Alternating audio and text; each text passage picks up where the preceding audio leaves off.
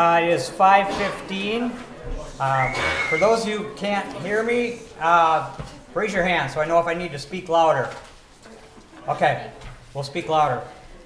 It's 5:15. I want to thank you all for coming. Once again, I shall call this meeting to order. If you've never been to a city council, we always start with the Pledge of Allegiance. So please stand, remove your caps, and we'll do the Pledge of Allegiance. I pledge allegiance to the flag of the United States of America and to the republic for which it stands, one nation, under God, indivisible, with liberty and justice for all. We shall have roll call, please. Carolina?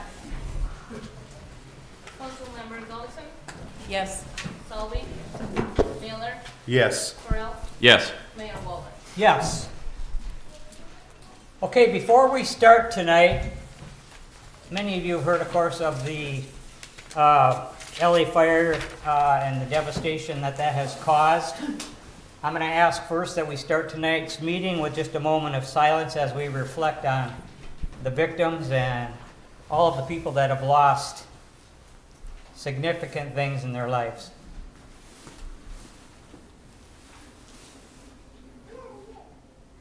Thank you.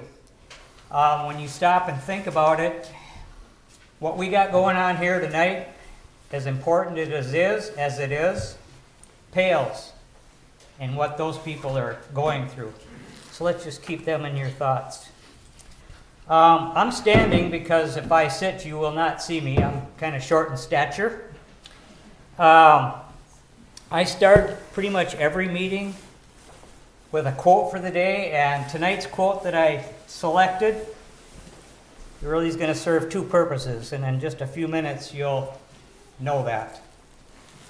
This quote was taken, how many Shakespeare fans do we have out there?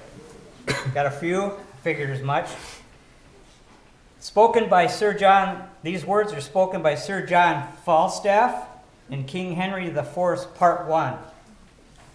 The better part of valor is discretion, or discretion is the better part of valor, which is a slight warping of the actual line in Shakespeare's play. Hopefully, I won't have to resort to faking my death like Sir John Falstaff did in the play. Okay, before we move on, at the end of last city council meeting, there was a bit of confusion as to what this is. This being what we're having here tonight. And this is just to educate everybody that may or may not know. There are two types of public hearings. The first is required public hearings, which are public hearings for adoption and amendment of zoning ordinances, subdivision applications, granting a conditional use permit, vacations of any streets, public grounds, or public right-of-ways, annexation by ordinance, and public improvements that will be specifically assessed. Those are just a few of them. The second type of public hearing is called the discretionary public hearing. That is when the mayor uses his or her discretion to call a public hearing for a matter that is important to the community. So at the end of last meeting, there was a little bit of discussion on whether or not I could call one, or what it even was, for that matter. Not only does the mayor have the authority to call a public hearing, discretionary public hearing, but I would argue more importantly, an obligation. So what we're here tonight for during this portion of our meeting is to give you, the public, an opportunity to speak. I'll get to this in just a few minutes about the rules of the public hearing before we get to it, but I want to throw it over to the council. Our first act tonight, before we get to the public hearing, is going to be approval of tonight's agenda. So what I always typically do is ask the council if there's any additions or corrections or things that they would like to see changed, and if so or if not, I'll entertain a motion to approve tonight's agenda. I have a motion to add to the agenda.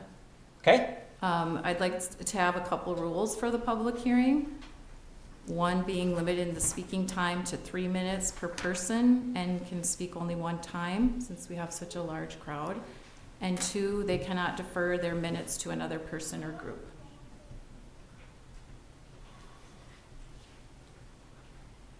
Well, I'd like to speak to that if it's okay with the council. The conduct of a public hearing squarely falls on the mayor's shoulders. It is up to me to conduct the public hearing. I make the decision, the mayor makes the decision on how the public hearing is to be conducted, and that includes length of time of each speaker. That being said, as you know, we have a lot of people here, right?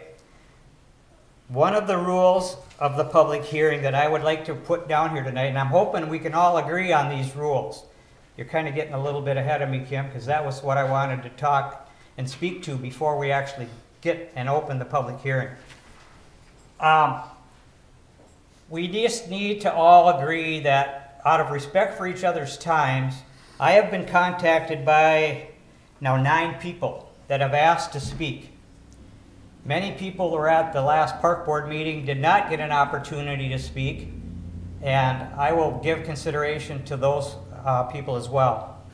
Now, I'm going to speak for the city council and myself as the mayor and city manager Shrub. I want to say thank you for all of you that have reached out with comments. That saves a lot of us time because we've all had opportunities to digest that.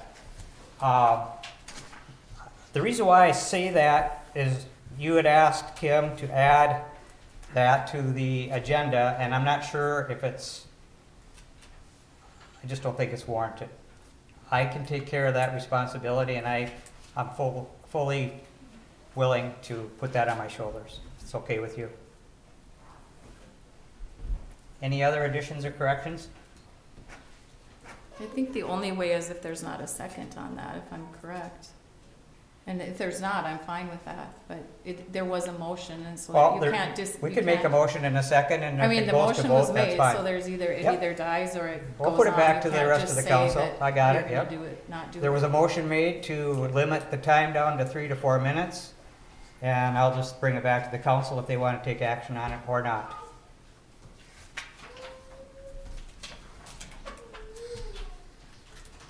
Looking at the size, I think that sounds like a good recommendation. I will second that motion.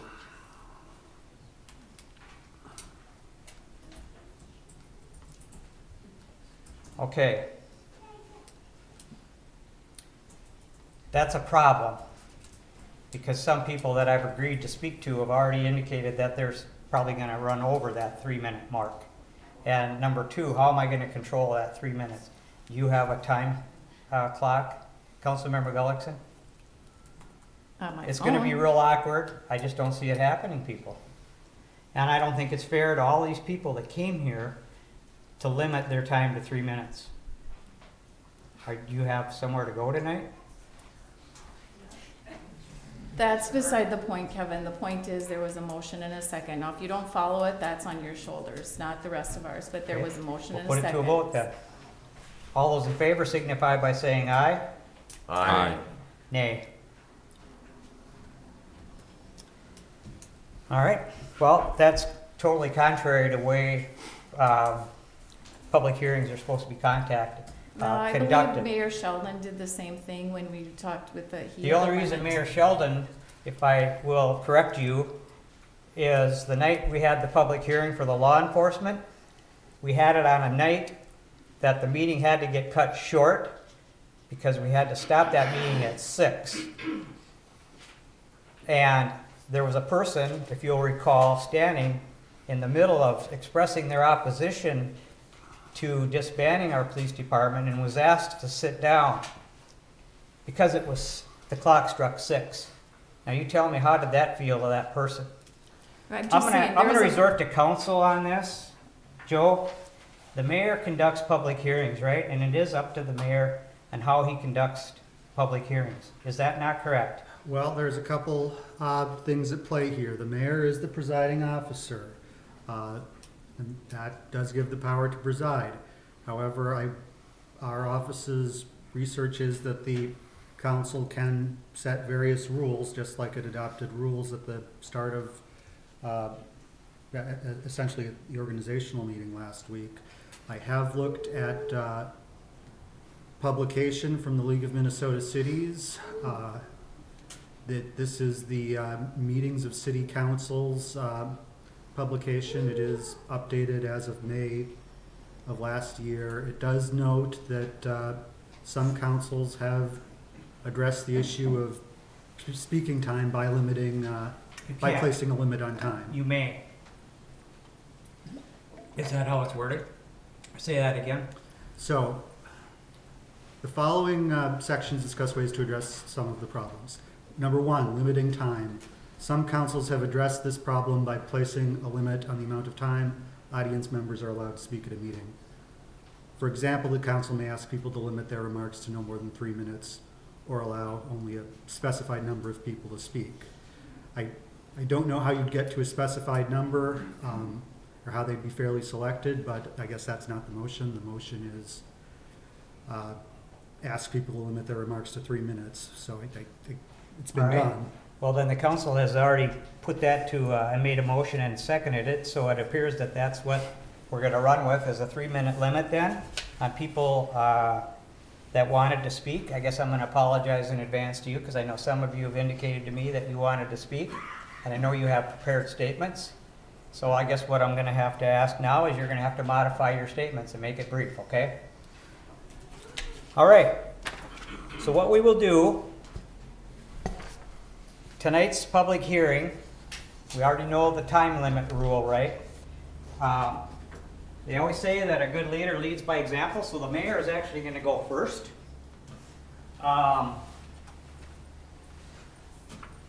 Here's what I ask, that anybody that wants to speak tonight, come up to this mic, introduce yourself, name and address, and have at it. And of course, you've got 3 minutes, so you're gonna be under the gun. So I'm gonna start tonight, and then I've got a list of those people that have already indicated to me that they wanna speak. So I'll begin. Get this party started, okay? To City Manager Schrupp, members of City Council. As your mayor, I've been put in an arduous position. I stand before you tonight, first as a property owner, and second, as the mayor of the city of Morris. My wife Sherry and I are property owners who have lived across the street from the proposed destination park development for 26 years. I would like the members of this community to know that I have not been involved in the planning process of this proposed development. Neither members of the city council nor the park board were informed or consulted until the later stages of the planning process. We are excited about the prospect of a $2 million destination park in Morris. Again, we want to applaud the members of the Gen 2 group for their hard work and dedication on the proposed project. As parents and grandparents, we are excited about this project. That being said, we have a couple of concerns. One concern is regarding the condition of the below-ground infrastructure of East 8th Street. The water main was replaced with good plastic pipe around 1978 or 1979. The sewer is dated clay tile. It was short-sighted at the time of the sewer main replacement to not update the storm sewer infrastructure. My recommendation is that before any decisions are made about moving forward with this development on East 8th Street, consideration must be given to address a future repair of underground infrastructure and how this repair will impact the traffic flow of the park. Would East Side Park have to be widened or reconfigured to allow access to California Avenue? I would like our Public Works Director, Russ, to speak to this issue prior to tonight's vote on the recommendation of the Park Board. We have enjoyed living across the street from the park. As nearby residents, we see every day how how and who are using the park. We see people picnicking, we see kids and young adults hanging out, throwing the football, frisbee, walking their dogs. The second question we had is, are pets going to be allowed on the new park? And also we have attended various activities there, for example, the Metal Arts Festival and Music in the Park. Does the new design allow enough green space for the aforementioned activities? Sincerely, Kevin and Sherry Wallers, 301 East 8th Street, Morris, Minnesota. Sorry, I think I went over. Next up will be Margaret Kuchenreiter, please.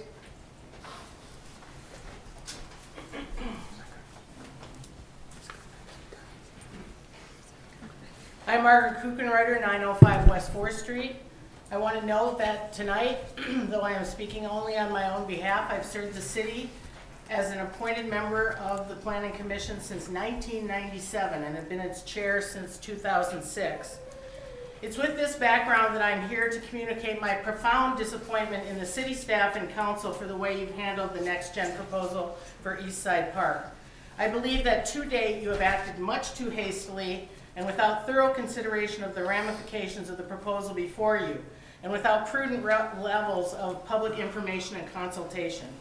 In doing so, you've needlessly raised public ire and induced opposition to what is a well-intentioned and mostly beneficial proposal brought by a group of young people who want to contribute to the good of our community. It's as if it's seeing the prospect of $2 million in a city park, you've lost sight of how the comprehensive plan and our city code direct how we handle and consider future development of proposals like this. This is a huge disservice to your constituents. Further, you're missing a prime opportunity to mentor these aspiring young city leaders by modeling for them what a thoughtful, consultative, and stepwise planning should look like. In the written copy of my comments, you'll see language from the comprehensive plan that I will omit for the sake of time. But I want to point to Chapter 11 of our city code, which is the section on land use. 3 of the 6 statements of intent of purpose include promoting orderly development of the residential, business, industrial, and recreational public areas, providing for the compatibility of different land uses and the most appropriate use of land throughout the city, and conserving the natural and scenic beauty and attractiveness of the city. A few sentences later, one of the main duties of the Planning Commission, which advises the City Council on land use, is to, quote, study future developments consisting of proposed public buildings, present and future street locations, and arrangement, necessity, and location of parks, playgrounds, and similar proposed future developments. Clearly, according to the code, this is a matter that should be referred to the Planning Commission for careful consideration. By failing to do so, you are ignoring the process laid out in the city code and overlooking the issues that our city's guiding documents ask us to consider when trying to balance potentially conflicting land use issues such as this, which proposes to plop one of the state's largest playgrounds in a tiny, well-loved, historic park that is directly adjacent to a dense residential area in the heart of our city. Given the lapses noted above, I believe it is incumbent upon the City Council to delay approval of NextGen's East Side Park proposal until proper study of potential locations and additional meaningful consultation can occur. This includes conducting credible review of existing infrastructure costs and the impacts on surrounding land uses. In closing, I encourage the City Council to review this matter to the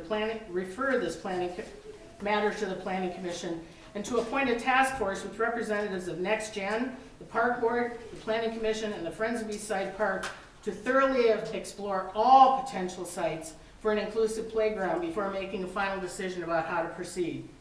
Doing this will ensure that the Council's actions are consistent with our comprehensive plan and the City Code, and will do much to alleviate community concerns as well as help this ambitious proposal to succeed. Thank you, Margaret. Next up is Charlie Glazard. Thanks, Margaret.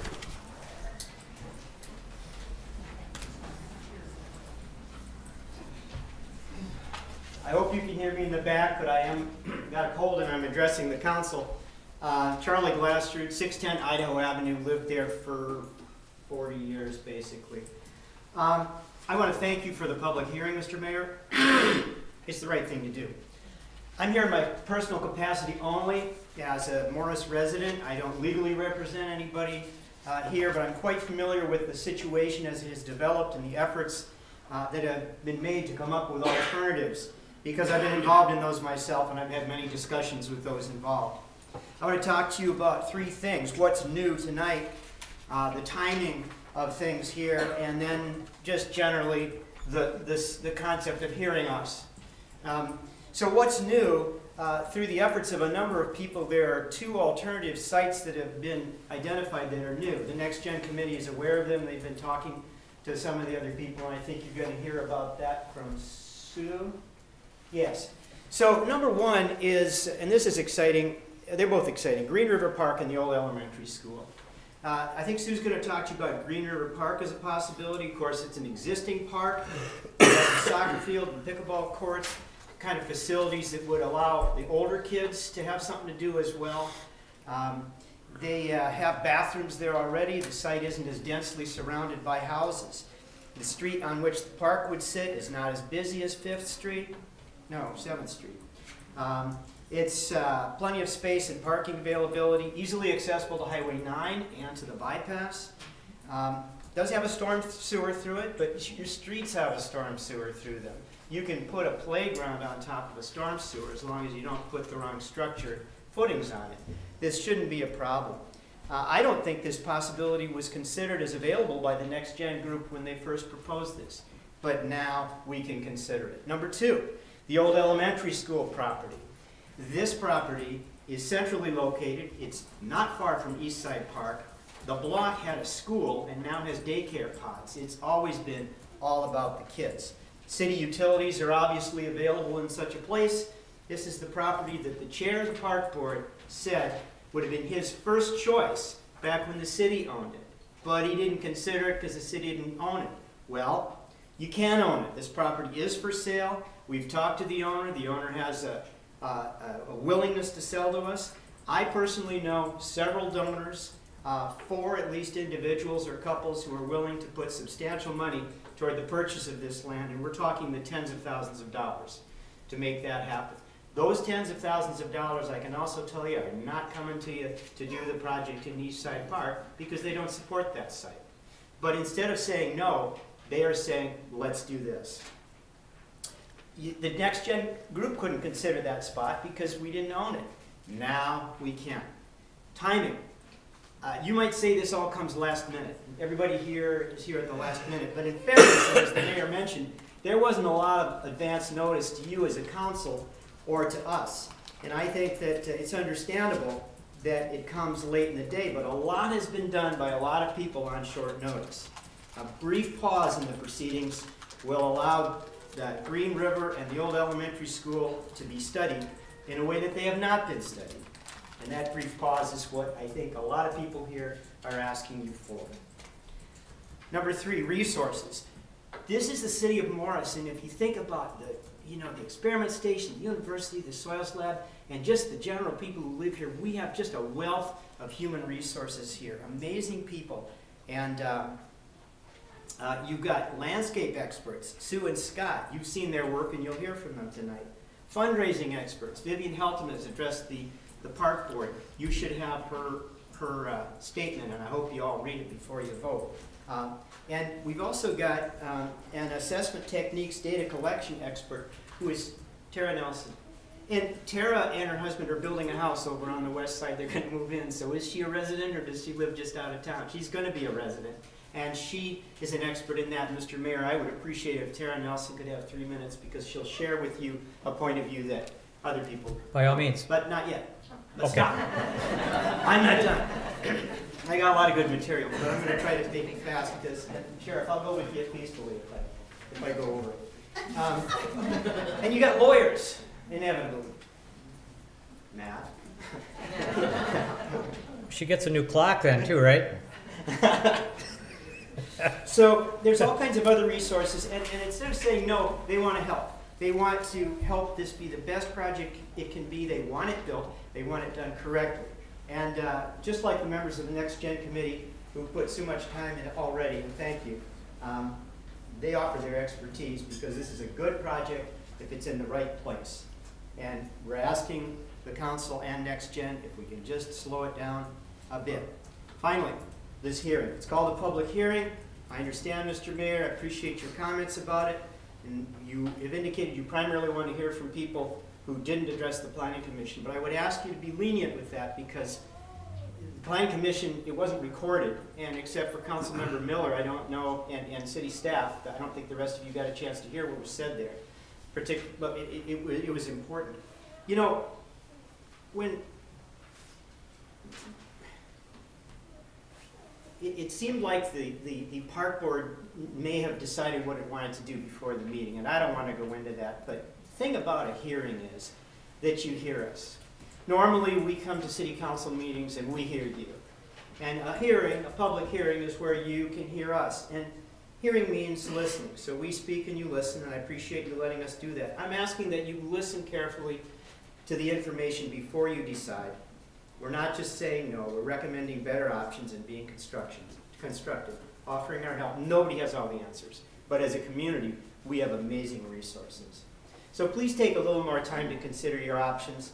You can gain the respect and appreciation of all of these people in the community who've had questions and concerns by studying this.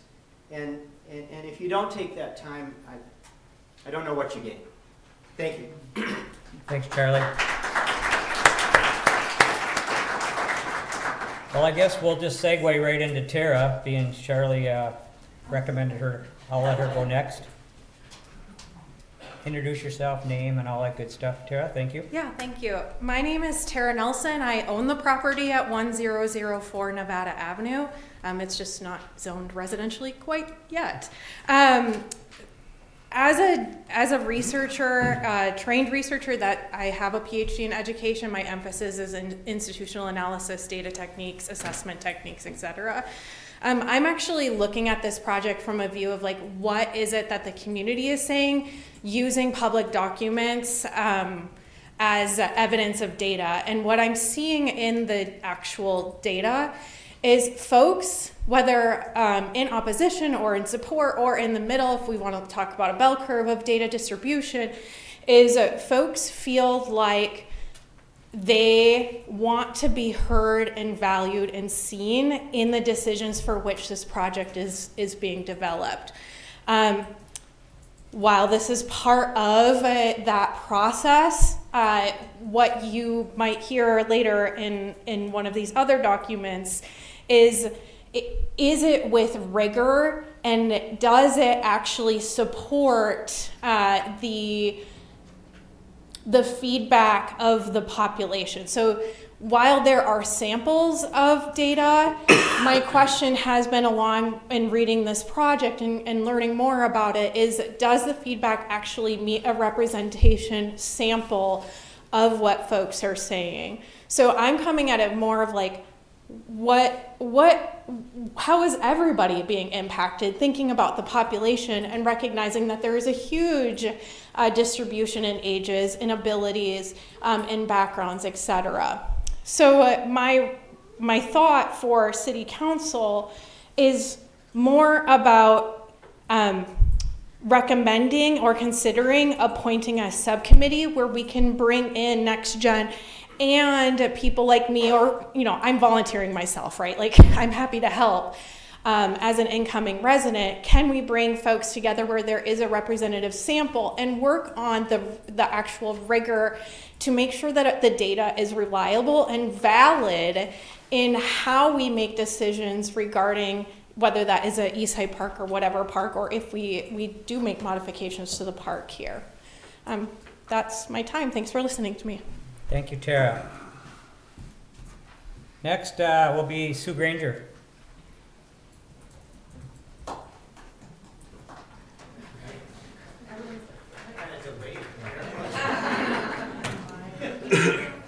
I'm Sue Granger. I live at 407 West 7th in Morris.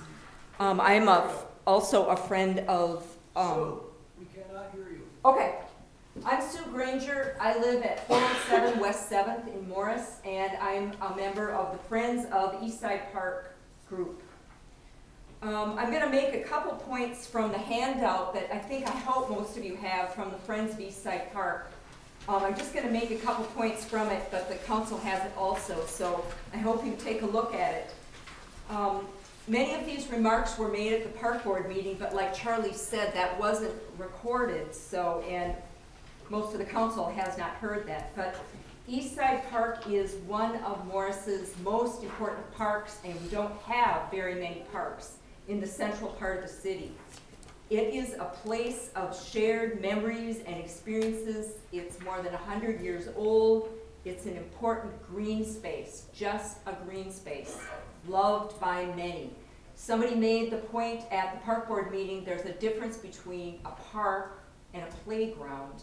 A park, trees, grass, that is really good for kids, and a playground, which is large, colorful equipment, both valuable but very different.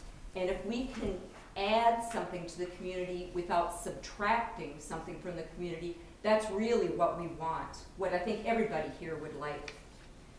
Another important point is Eastside Park represents already the investment of a whole bunch of people who have worked on it for years to make it the park it is today.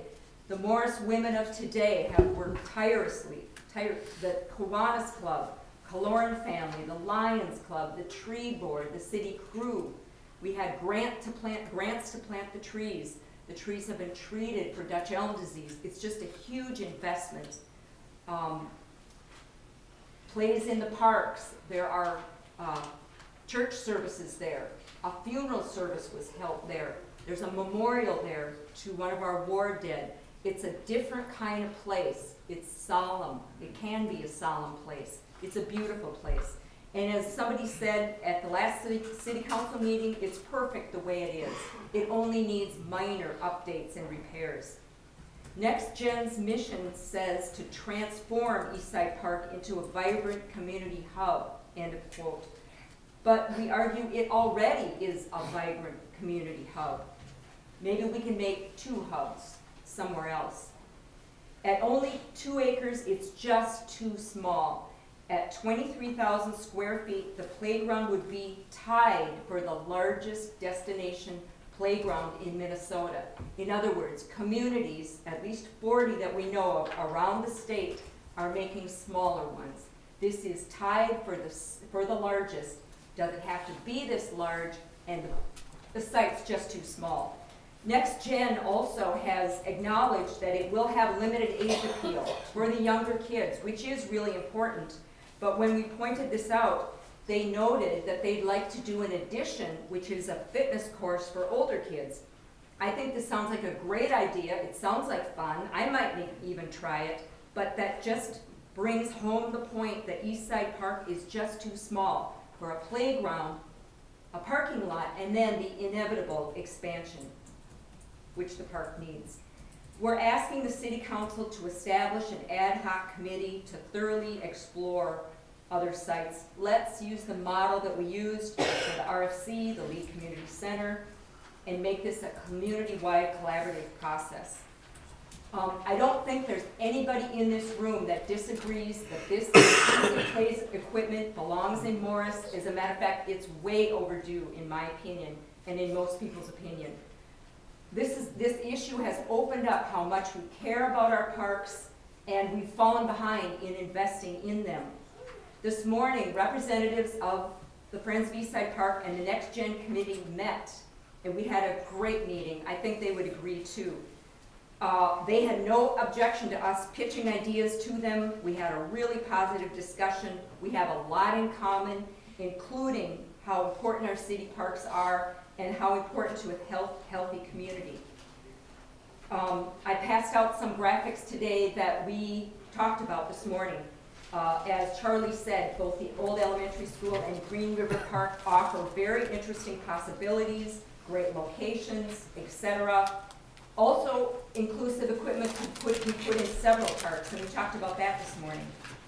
So today, we're asking the city council to delay any official action so this productive conversation can continue.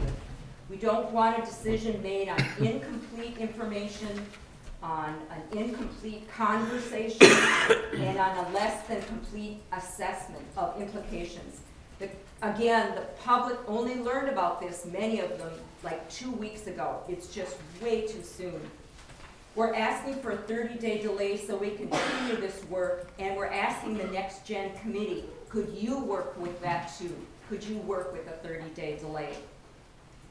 Last point, Next Gen has had its chance to make its case. Now we have another active, interested group with resources that would like to make its proposal for park improvements. We don't think this will hold up the fundraising in any way. We think it's only fair. We ask not to deny another important part of the community its voice. So please consider a brief delay in your decision. Thank you. May I ask Sue just one quick question? You have said that this park would be tied in terms of size. Where is that other one? The other park? That this plan would be tied with? Where is that other park? I'm not sure, and we have looked this morning at Green River Park, so you have a. But no, Okay. you said that this destination park. Oh, sorry, I got it. Yeah, where's Tied that? in, I got it, tied in, yep, it's in Woodbury. What? Oh. So we researched 39 destination parks, and we actually presented to the city council, and interestingly, none of them are in a 2-acre park, these playgrounds. The smallest in the state is 11 acres. So the smallest of these destination playgrounds is an 11-acre park. In other words, they have size to grow. Wilmer is 55 acres. The one up at Brophy Lake, that park is, I think it's 120 acres. So we're just saying Eastside Park's too small. Thank you, Sue. Diane, you're next. Introduce yourself, that good stuff. My name is Diane Baum. I live at 511 West 11th Street, and I own UPetcha. I'm sorry. My name is Diane Baum. I live at 511 West 11th Street. I own UPetcha right here in town. And I have a couple of ideas here. My main concern is that Pomme de Terre in the ideas that have been presented tonight has not been brought up. And Pomme de Terre is a destination location. People go there with their campers. They have the dog park. They can go kayaking, fishing. You can walk up to the horticulture park. They have a children's garden up there. They already have a playground. They have a splash pad. Just everything that you could make an actual destination weekend, as opposed to just an afternoon at a different park in our community. So I was thinking to help fund this, what we could do is maybe have a billboard out there of area businesses, and they could contribute to that like a membership yearly with their logos, so that people who are there can go to those places. Oh look, there's a pet store. I forgot my dog's leash. Oh look, Willie's, we can go grab some food. Old Number One or Casey's or whatever. So I think that would be one way that we could fundraise. The Morris Tourism Board. Nobody has brought this up. The Morris Tourism Board, for any destination that you've chosen, should be in on this as well. They can make brochures. People can help themselves to a brochure at one of those locations. Oh look, we have all of these amenities right here in Morris. And so that's why I think Pomme de Terre is good. It has room for expansion. Somebody said that there's a gravel road that needs to be paved. No, it doesn't. That gravel road slows your traffic down. You don't need asphalt with people going 40 miles an hour through that area.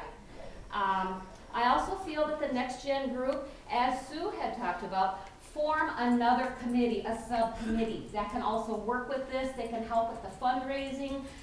There are other avenues to raise money for this. It doesn't all have to be done at once. It can be done in phases. And we could have a nice commemoration of that at the park as well. This park has been made possible through the donations of, and you can list those names of our major donors. We can get the Lions involved, the Women of Today, even the Girl Scouts can help. You know, they can have their little cookie sales, they can do whatever else they do, bake sales, to help raise money for this as well. Somebody brought up the Robbins Island Destination Park in Wilmer. If you have a cell phone, Google that. It's beautiful, it's bucolic. Pomme de Terre is beautiful. It's bucolic, it is safe, the traffic is lower than it would be out there right next to Eastside Park. And the Robbins Island Park, $500,000 was raised for that from Jenny O. $1.1 million was raised in 5 weeks from the community itself. 5 weeks, $1.1 million. So that's Pomme de Terre. But if Pomme de Terre isn't your cup of tea, then I have another suggestion. And if you can take this and just take one and pass it down, kind of rudimentary here, but the East Side Park plan here, I know it's kind of hard to see, but I was thinking, and the Planning Commission could work on this too, to slow down traffic on that area of East Side Park. 7th Street would still be 2 ways with parking as is. But then when you turn right on California, make it a 1-way street with diagonal parking on the road. Make another right turn on 8th Street. Again, diagonal parking on the road. You don't need that parking lot taking up valuable green space. That parking lot that is planned can be room for other things in that park. So if this group insists upon East Side Park, this is just an idea that I had to keep it safe. It's a known fact that 1-way streets, and we have it right out here, 1-way streets slow traffic down, and it would cut traffic in half. You don't have to worry about kids getting hit by traffic going both ways. And we all know kids don't look before they cross. Also, having a parking lot, you've got cars going in and out of there. Again, kids who are riding bikes or skateboards or whatever, they're not watching that traffic coming out of the parking lot. They're gonna get hit by a car. I know when I was 8, it happened to me. So I'm just thinking that if the Pomme de Terre idea doesn't work, then these plans for East Side might work. And to sum it all up, in the words of Mick Jagger, he said, you can't always get what you want, but if you try sometimes, you might just get what you need. And I think that this group, with all these people here, we are concerned about our kids, we're concerned about our community, so let's do this. Let's work together and give us all something that we need in the city of Morris. Thank you. Thank you, Diane. Nice ideas. That is, of course, what the purpose of a public hearing is to give us all something to think about that we probably haven't thought about, so thank you. Next up is Deb Littmer.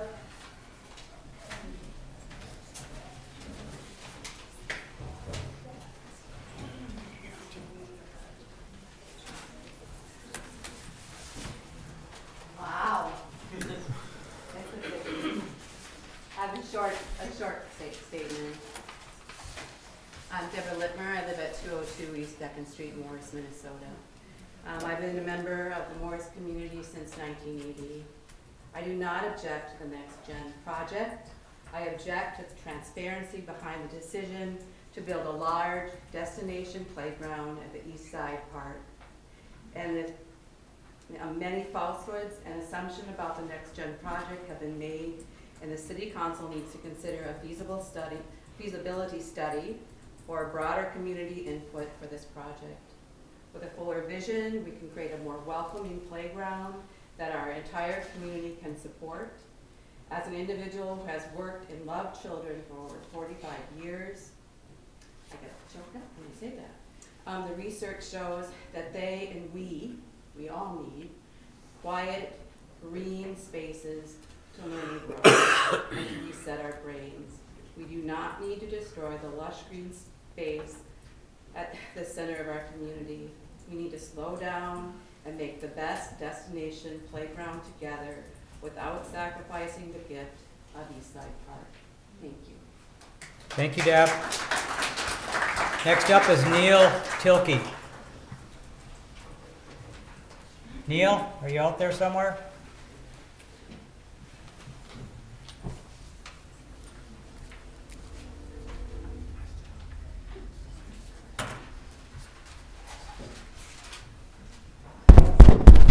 It does not work. Okay. So, my name is Neil Tilke. I live at 511 East 4th Street, Morris, Minnesota. You might ask why my involvement. I don't have a dog in this this fight. I grew up in a family of 7 kids, and when one person got hurt, the game stopped for all of them. I've lived here for 40 years, more than 40 years. This is my community. I love it, and I love people on both sides of this issue. I really do. When I began to hear feedback from some of the people in the park area, I began to feel the pain that they were experiencing. And because I'm a part of this community, their pain is my business. And that's why I'm here tonight. The testimony by the guy over here with the 2-year-old kid that lives across the road really touched my heart. It's his neighborhood. My father was a man of honor. When he agreed one time to buy a load of seaweed, the next day he was offered it by another neighbor, the same amount of seed for half the price. He said, no, I already made an arrangement with somebody else. You see, his honor was more important than his financial benefit. He declined because his spoken word and his actions were as good as gold. He placed honor at the top. And his neighbors know it. If you talk to his neighbors, they will say that to this day. That if my father said something, he didn't need to sign a piece of paper.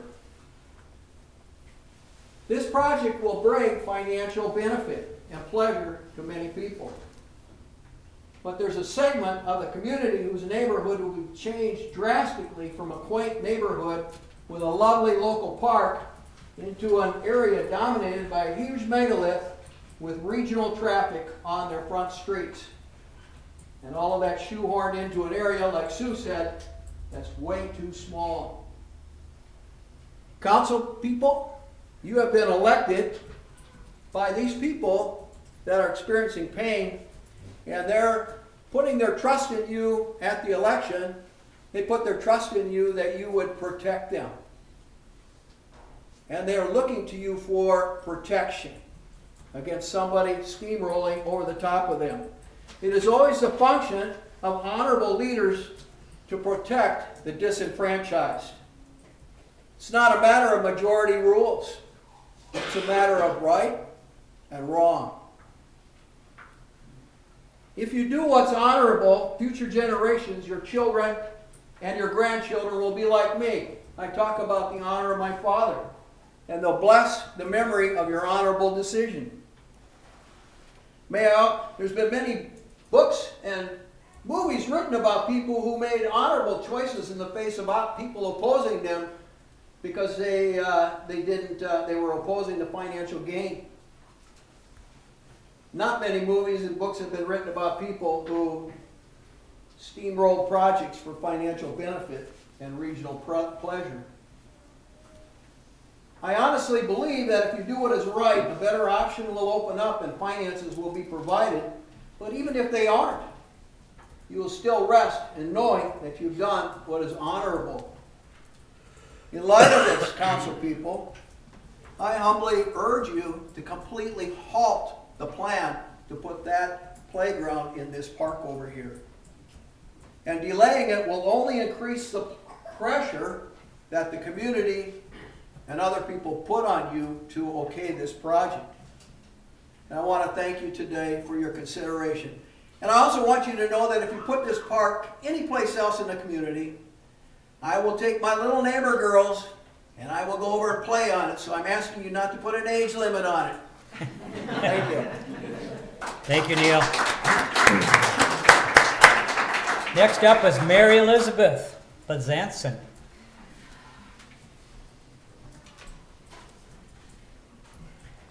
I can't imagine that the first time I came to a city council meeting. Oh, that's impressive.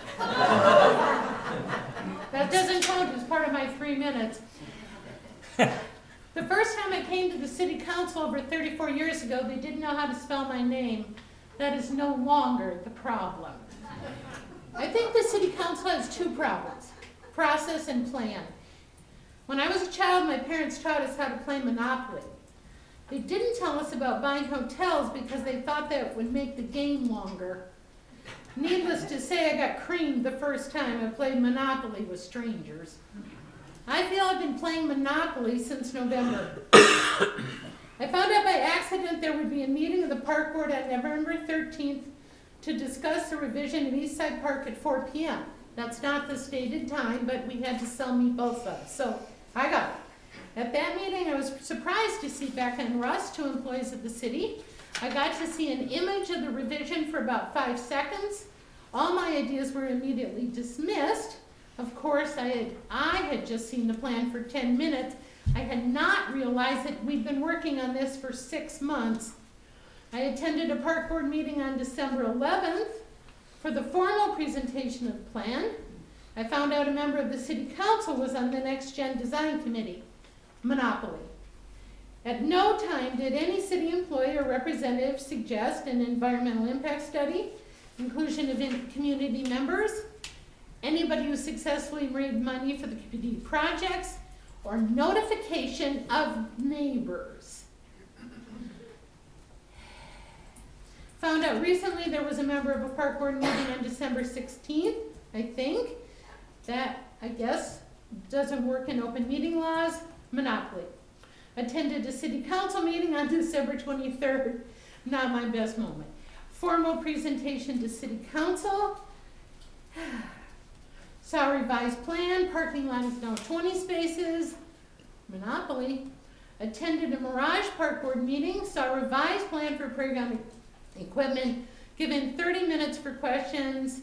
The chair indicated one more time that the mayor's suggestion that people come to this meeting was a surprise to the board. And then the announcement was made of what the park board would recommend to the city council. They found a vote by email. Monopoly. I have waited 7 years for the city to smooth and fix the apron of the library.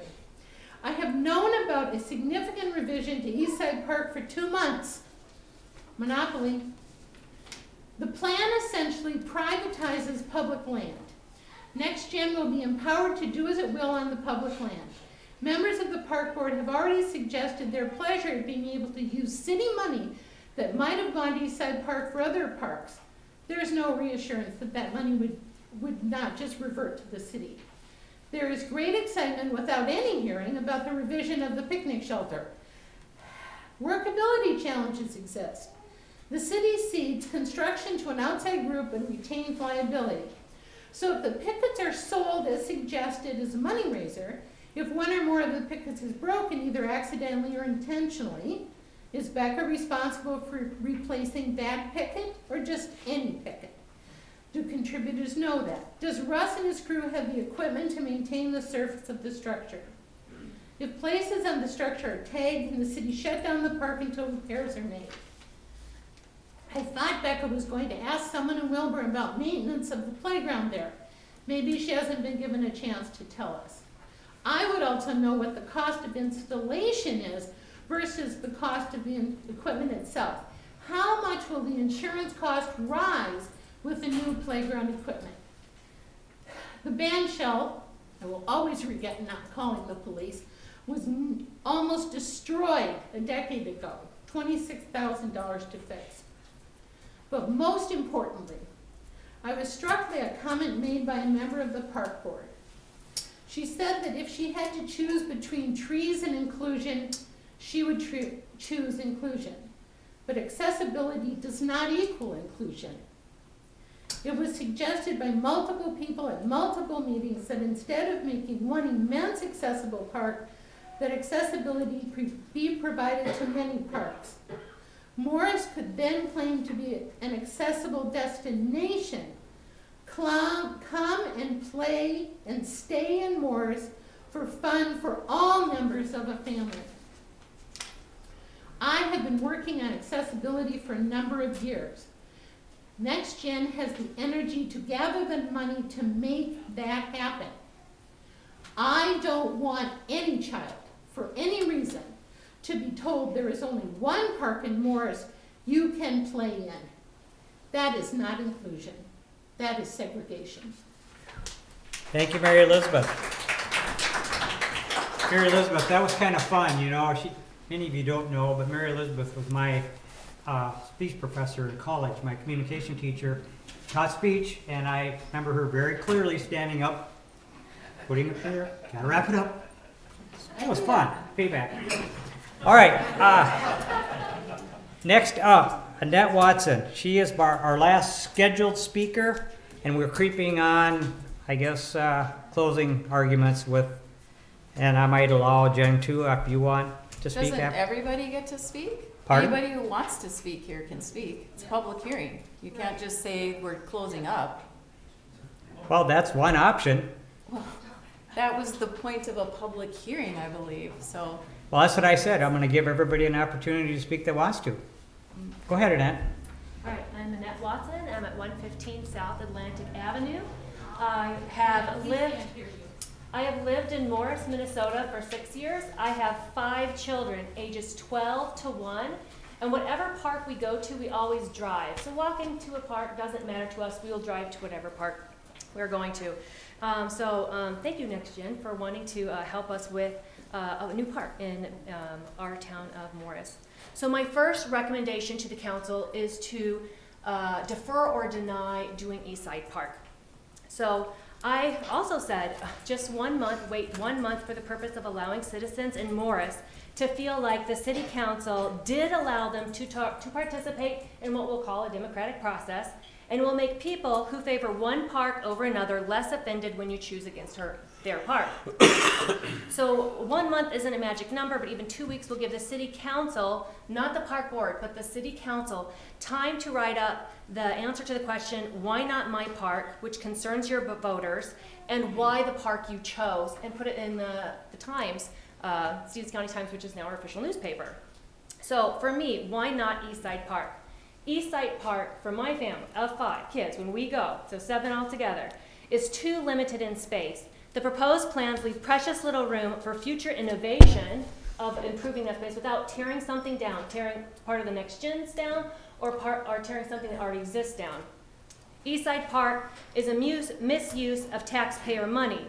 If you have to tear down good equipment that the citizens of Morris's taxes paid for to squeeze in your ideal non-tax built park, then this is wrong on the basis of size and the misuse of public funds.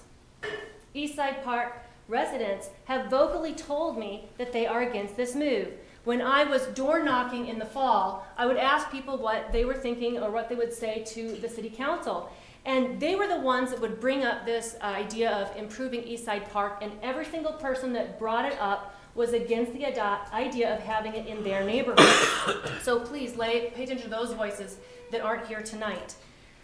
Eastside Park is being foisted upon the public rather quickly, I think by an unseen hand. So if you go to Morris City Council page and you're looking at the council member, there's a PDF saying what the agenda is tonight. If you look at the agenda, 9A, it says motion to accept. And so I have it here. It says petitions request. A, motions to accept park board recommendations for all inclusive park projects. Notice it's a motion to accept, and they haven't even motioned yet. Letter B is tourism board marketing recommendations. No recommendation to accept for tourism, but recommendation to disregard whatever we say tonight and already move forward. So that's why I'm saying that it's moving too rapidly, and it's presented as a town as though it's a done deal, and you're wasting our time and your time by coming here tonight to listen to us. So I would also say that denying this immediate recommendation for Eastside Park, or delaying it, doesn't mean that the effort and the planning of going in to Eastside Park has to go to waste. You have shown, and the park board has shown, a dream that you have. I believe that we can shelve this dream temporarily for Eastside Park. The voters are distraught. If you want this dream park, we need to show good faith to the community and improve Eastside Park on our own dollar in our own time at a later date. Making sure that we are not neglecting other parks while giving our attention only to this one. So the park board, advice to them, a park board should have addressed its choice based on principles of Parks and Rec. So principle 1, if it's not broken, don't fix it. An application, if it's brand new, like Eastside Park, don't tear it down. Principle 2, if it exists, maintain it. An application, Eastside Park's equipment is maintained. Because other parks are not maintained to the same level, bitterness will exist if you unmaintain Eastside Park. Principle 3, if it's going to cause injury, remove it. In application, each side park's equipment is not dangerous. The park board needs to give attention to other parks whose equipment to parents is super sus. I can talk to you about that later. Principle 4, make sure there's lots of open green space. If you look at the history of parks in town, the purpose of a city park is open green space, which many people have talked about tonight. And you have forgotten all of this as the main goal, and for some other goals in green space. If at all possible, mature, healthy trees should stay, and the backdrop of the park should be open to nature. At East Side, the backdrop of this destination park is going to be housing. That is what people will see when they come to our park. My first recommendation to the City Council is to reject the proposed plan for using next-gen funds to improve Eastside Park due to a violation of Parks and Rec's principles. My second recommendation to City Council is to choose Pomme de Terre Park. I know a lot of people have your own park to choose. Here are my reasons. Pomme de Terre Park is a true destination park. People go there to spend all day or even all week enjoying the green space and amenities. If making a park a true destination event is your goal, Pomme de Terre is the obvious choice. Pomme de Terre has space available to put in even more accessibility features in the future. A lady told me that she wanted an adult changing table, and she could never get an adult changing table. Now whenever I go to a rest stop, or even pull your car over to a rest stop and it's funded by the state, there is no adult changing tables. And we can add more accessibility features if we go to a space that is as large as Pomme de Terre Park. So, Pomme de Terre Park is not residential. This is key for you guys here. Because the argument of these people is, why not my park? You've neglected my park for forever. This is a non-residential area. Your distraught voters are residential. They're focused on their own benefit. And you have a wonderful gift to give our entire town. This gift should unite our town and not divide it. By placing this gift in a non-residential area, you show your impartiality. The gift should be given to our town and not divide it. In fact, the park board could even, park board, so this is for the park board advice, you can look at what NextGen puts at Pomme de Terre and use it later to make small decisions in our limited area parks in town. Don't worry, people traveling to Pomme de Terre Destination Park will still buy gas, go out to eat, shop in town, and maybe even spend the night. And I think the park gives us enough room as a town to host unlimited sized parties at Pomme de Terre with food trucks galore. And we can be the party park town best at that location. So one more point. Social injustice, which we almost just talked about before. Social injustice is when one person or group receives benefits that are restricted from other groups. Fix the social injustice by choosing Pomme de Terre and bringing unity to our city. Heed my recommendations. Concerns the art of compromising. Give this new park to all of Morris by giving it to Pomme de Terre. Thank you. Thank you, Annette. Okay, what I was trying to communicate, and I probably didn't do a good enough job, obviously, that was the last person that had actually spoke to me and asked for permission to speak. So at this point in the public hearing, what I'd like to do is just, maybe by show of hands, see people that would like to come up. Man, how many we got? 1, 2, 3, 4, 5. All right, so what we're going to do is I'm going to start right in the front, and we're going to try to work ourselves back. We'll go with you in the front, and then we'll just work our way back. And again, if we could be respectful of everybody's time, try to adhere as much as possible to the 3 minutes. Thanks. Hello, everybody. I'm Brad Dolan. I live at 324 South Columbia Avenue, and I'm with the Next Gen Group. I've been part of this project from the beginning. Being we feel like that we are speaking for families in our community, we provided council tonight with a petition that was curated by one of our supporters that has over 200 signatures on it. Also tonight, we have Stacy Strand here with us, who is from Flagship. They represent LSI, who was endorsed by council as the vendor of this project. I do want to state that Currently, there is no plan for expansion to the playground. And also, we did meet with members of the Friends of Eastside Park this morning, and I hope those meetings continue. They presented us with two options, one of those being Green River, which is the one that we preferred of the two. We met with Russ this afternoon, and after meeting with Russ, we did rule out Green River because not only is there a drain line that would go underneath the playground, but also a main water line. The Next Gen group has prepared a handout summarizing the common concerns raised during previous park board and council meetings we attended. Rather than revisiting these points in detail, we'd like to use this time to reaffirm our purpose and focus on the vision for this project. We want to highlight why Eastside Park is the ideal location for this transformative project. This is an all-inclusive playground, will be the first of its kind within 45 minutes of our community. A space where people of all ages and abilities can gather, connect, and thrive. Eastside Park's central location makes it easily accessible to everyone, including families, daycares, and school groups. Its proximity to local businesses ensures it will be a vibrant and well-utilized community hub, enhancing connections and fostering pride in our city. Our team is committed to raising $2 million for this project and donating it to the city with no funding requested from the council.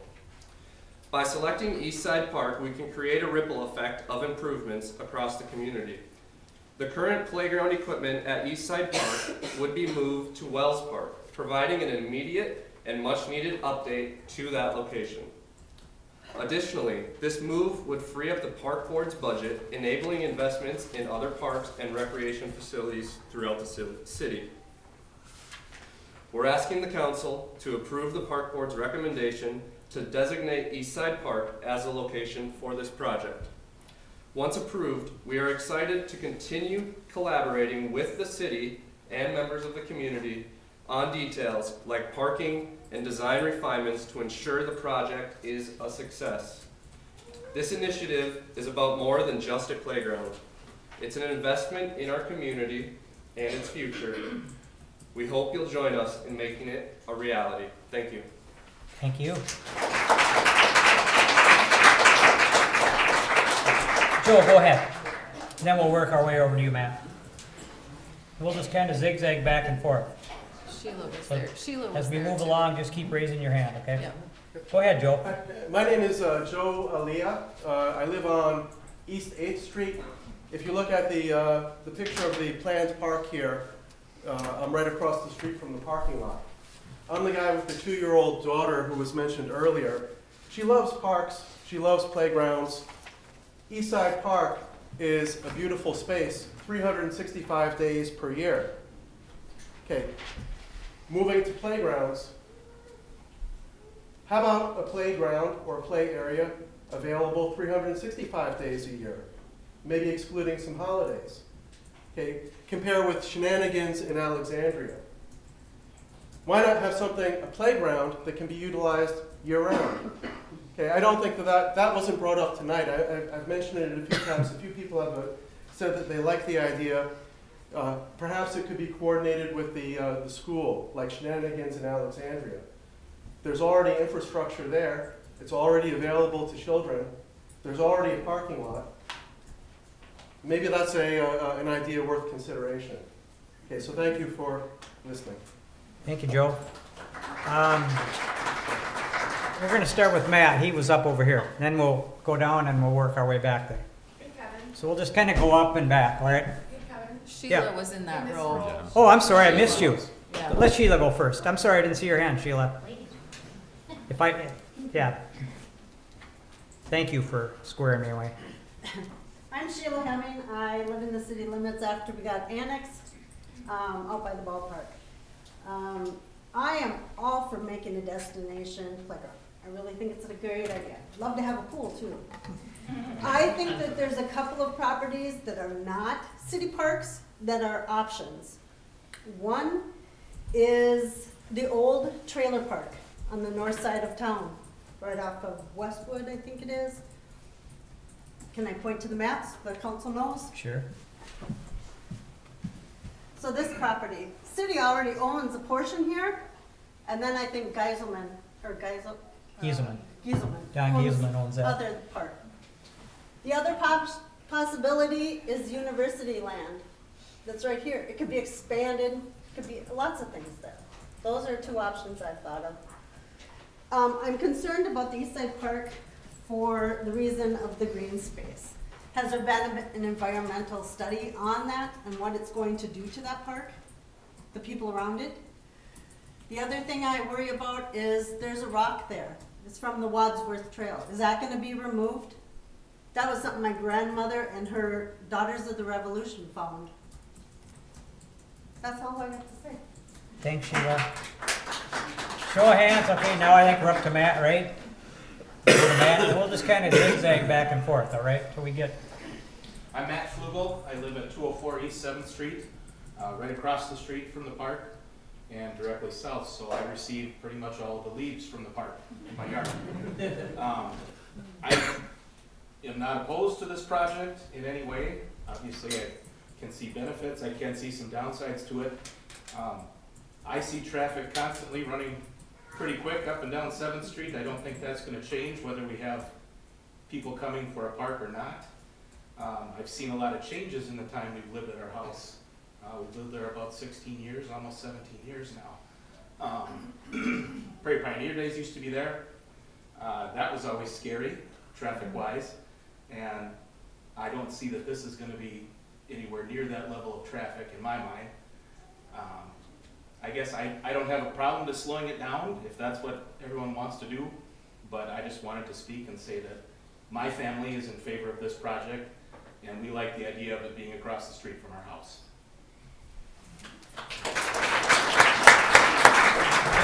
Show of hands. Where are we at? Okay, go ahead.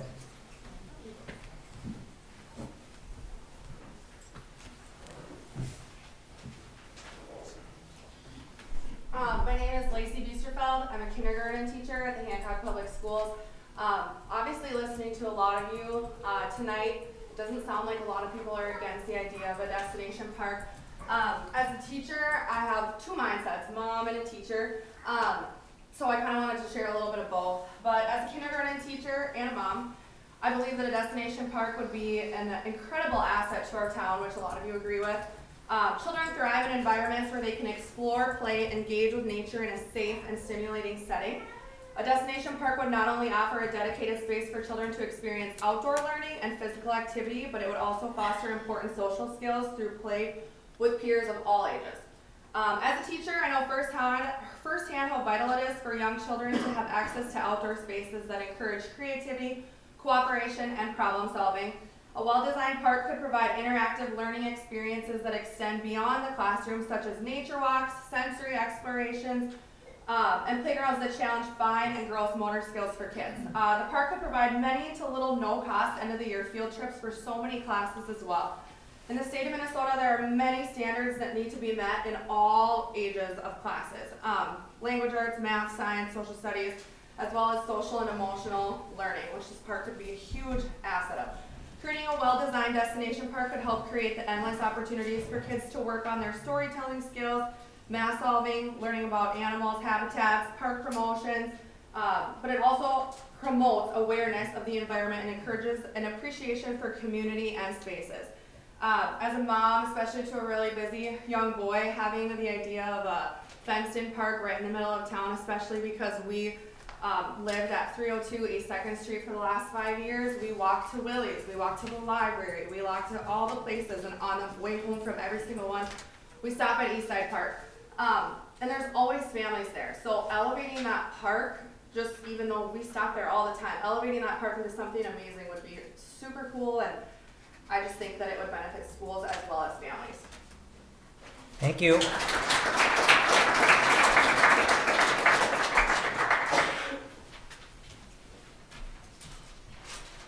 Hello, my name is Carly Meyer. I am not a resident of Morris, but as someone who works in town and spends a lot of time here, this park would be a tremendous asset for my family and me. Although I don't live in Morris, my roots run deep here. I attended daycare, elementary, and high school in Morris, and my mom has been an integral part of the school district for almost 30 years. My son now goes to daycare here, and my family continues to do a lot of business in this community. I've spent countless hours in Morris, even while living outside of the city limits my whole life, which gives me a unique perspective on the value of this park.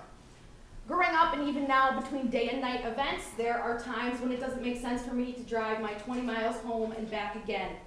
I often spend those gaps grabbing something to eat and sitting in my car or at Eastside Park, waiting for the next activity to begin.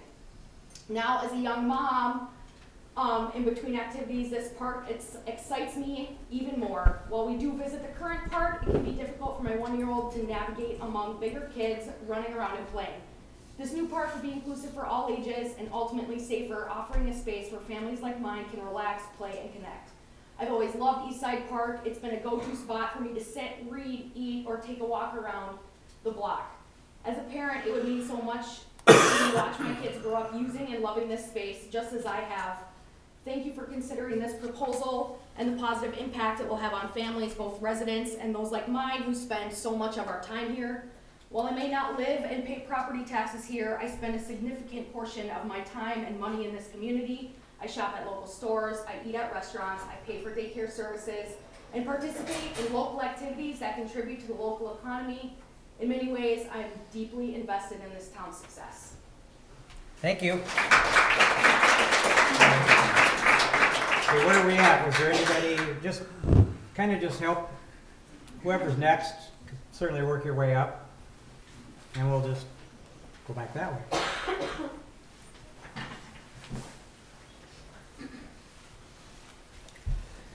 Can you hear me okay?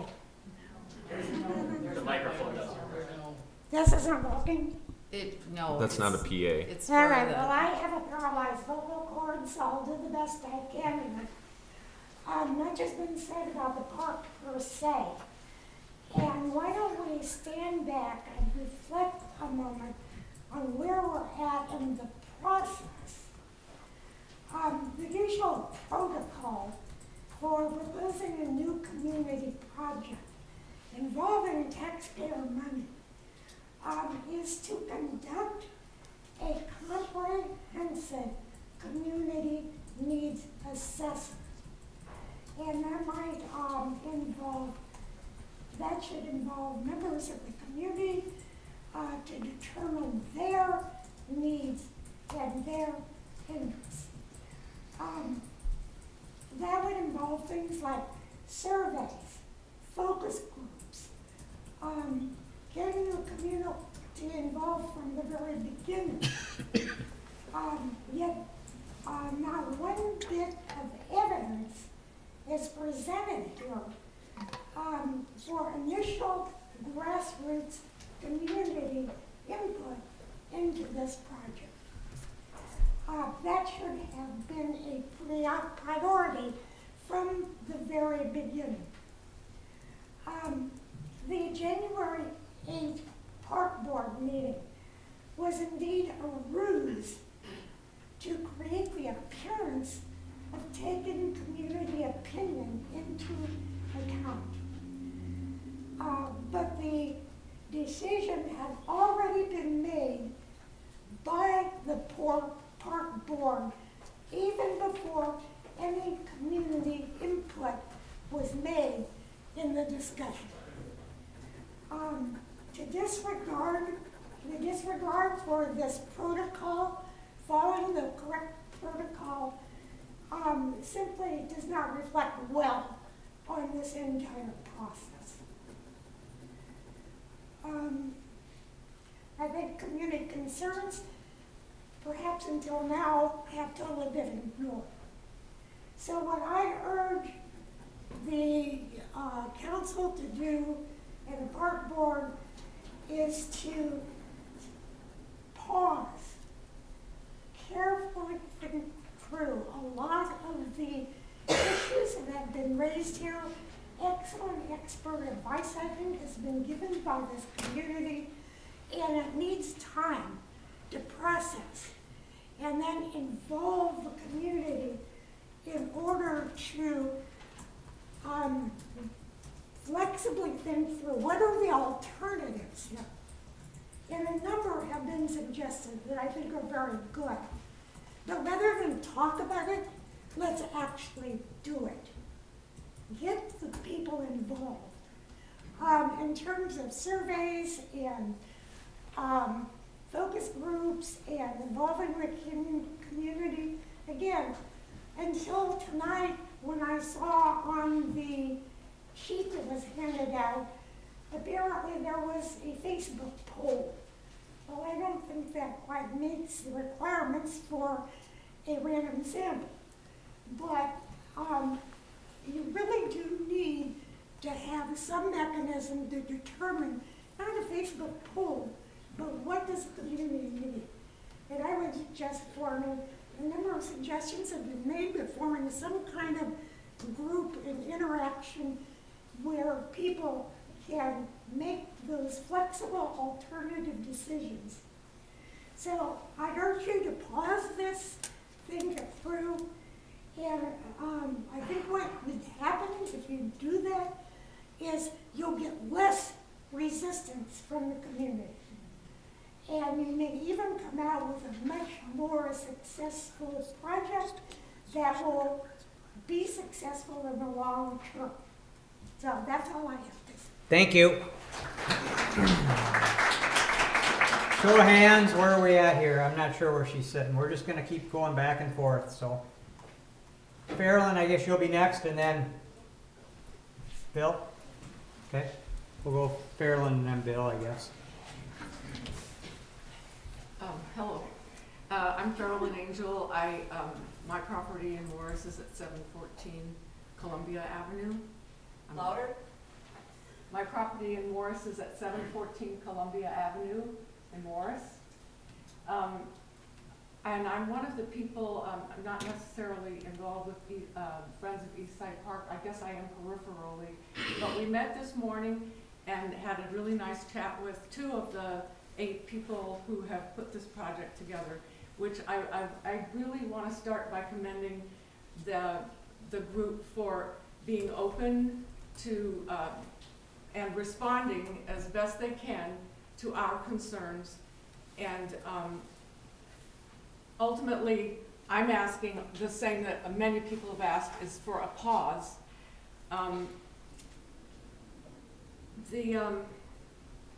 We want this project to be very successful, and we want to have the support of the biggest range of community members as possible.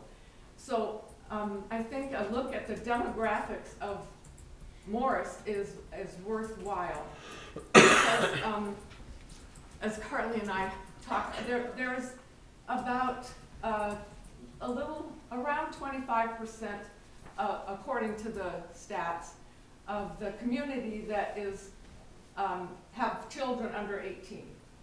And then about 50%, I would say, are in the range of 40 and under. And then there's the rest of us. And I think that we are an important part of the community as well. And I think that's important to note. You know, the city of Morris has limited resources. You know, the staff is stretched. They've got lots of responsibilities. There's lots of things that the staff is responsible for. And so why not take advantage of the expertise that people are offering here? We have the Genesis Research, who've done all kinds of park renovations and projects and have lots of workarounds and ways to make things work. I worked for many years at the university in ADA compliance and had a look at the ADA requirements for park renovations today. I didn't read the whole thing, but I can see that there are requirements. So this expertise is being offered to the Next Gen planning group, and I think that they're open to working with us. And another reason why we're asking for a pause, so that when we approve a a site and the project and the size of it, it'll be with the support of the whole community. That will make their fundraising much more successful if they have the support of not just the city council, not just the Superior Westmore community, but of all the other groups in Minnesota who have a stake, right? We're all stakeholders here. I'm going to repeat what I said this morning. We are about, and this was said at the earliest meeting I went to, was that the justification for not going to Pomme de Terre was that it might interfere with the Frisbee golf course. We don't want to subtract amenities, we want to add. And I think that putting the accessible playground in that tiny space is subtracting from Eastside Park. And we can find a place to do this because we all want to have an accessible playground, at least one. And as Mary Elizabeth mentioned, it really maybe should be, we should be looking at ways to make all of our playgrounds, or at least more than one, accessible.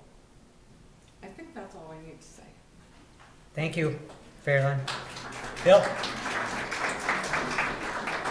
Hey everybody, I'm William Pulowski. I live in Hancock right now. I used to live here, raise kids here. I think that this park idea sounds really good, but I don't really care about it so much as that the community gets what they want and need. What I've heard from a lot of people when I read online was the concern about noise and traffic. I would like to solicit from whoever is for this park to address that issue clearly. I believe that some people's imaginations have gotten away with them, treating it like it's the Mall of America or something. You're going to have so much noise and traffic and it's going to be so dangerous. I would like those people to be addressed so we don't have to hear this over and over again. Thank you. Thanks, Bill. There you go. Good deal. Hey, Mary. Hello, I'm Mary Wolf. I'm Mary Zozel. I say myself Wolf because I've grown up in this community, been here for 58 years. My parents still live here. They just live down the road, my dad and mom. My dad was a retired school teacher, so he's had many of you here. I'm just speaking in support of the Eastside Park location. While change can be challenging, it is often necessary for growth. Just as the visionaries behind the band shelter aim to bring communities together through festivals and other gatherings, I believe the Next Gen group shares similar goals, enhancing the community and the life and addressing evolving needs of our community. I understand concern about removing trees, increased traffic, increased noise, building alterations, or changing the views and altering the views of the people around the Eastside Park. I'm sure that the people that had the vision for the band shelter probably went through all of the same growing pains and everything that the Next Gen is going through as well. The Eastside Park was chosen over Pomme de Terre, both then and now, in my opinion, reflects this accessibility and centrally located. Pomme de Terre Park, though spacious, it's hard to access, especially year-round. Eastside Park remains more convenient and inclusive to community members. Excuse me, I'm not usually so dry. The Next Gen group plans to go beyond the new playground. They include updating the band shelter, enhancing existing facilities, and creating inclusive spaces for all, regardless of disability. There is also an additional park, which I see as take off the burden off the streets. So I think that park also will not only be for the park, or for the playground, but also for those in the band shelter or who use the park for other things. To ensure Morris thrives, we must embrace thoughtful progress that attracts and retains families. Eastside Park holds cherished memories for me and many, but innovation is essential for our community's future. Thank you. Thanks, Mary.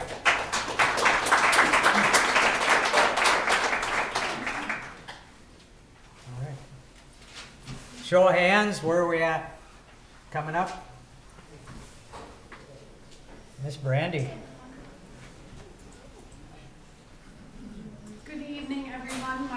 Brandy Moore.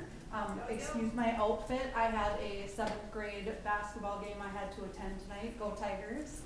I just wanted to stop up here and just say, as part of the business community, as you may know, I run the Grand Stay Hotel and Suites of Morris, and one of the greatest things I get to talk about with all of the outside people that come to our community is what to do in town. It's kind of limited. I've suggested a lot of Riverview dairy tours, so I should get some commission off of that. But what I wanted to say was why I'm in support of Eastside Park is because it's part of our community. It's going to be very difficult to try to direct people out to the Pometier location. I think pushing anything away from our community is going to essentially take away from our community. I love the idea that that there's not much happening out at Pometier Park, but the reason that Eastside is the prime location for our community and for our businesses is it will be keep everybody a part of our inner circle. And I think pushing it outside is going to make that difficult for the rest of us within the community that wants to keep people in our town. So I'm in full support of the Eastside Park. Thank you so much. I was really excited to have another thing that I can tell the guests that come to our beautiful town of Morris that there's another amazing thing to do here. So thank you. Thank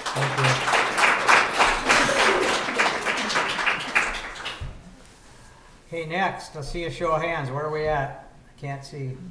Just work your way up whenever you feel it's your turn. Come on up.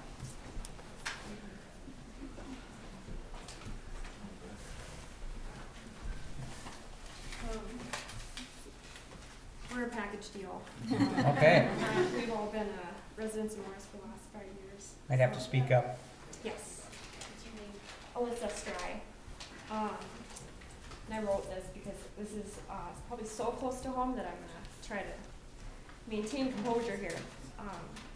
Thing that I love about Morris is the level of opportunity and engagement. It's willing to deliver to anyone with a goal or a dream. I've seen this time and time again, and it touches my heart the way we have capacity to support one another in so many ways. Through hard times and celebrations, new adventures, we've always come together. The one place that we have room for improvement is the ability for our kids to learn these same skills through the play and fresh air and exercise that's available for them all to have equally. That's my driving force for having served on the park board for over a year now. That's the driving force for a lot of the stand-up citizens you see serving on the park board. They love this place, and they care for our families.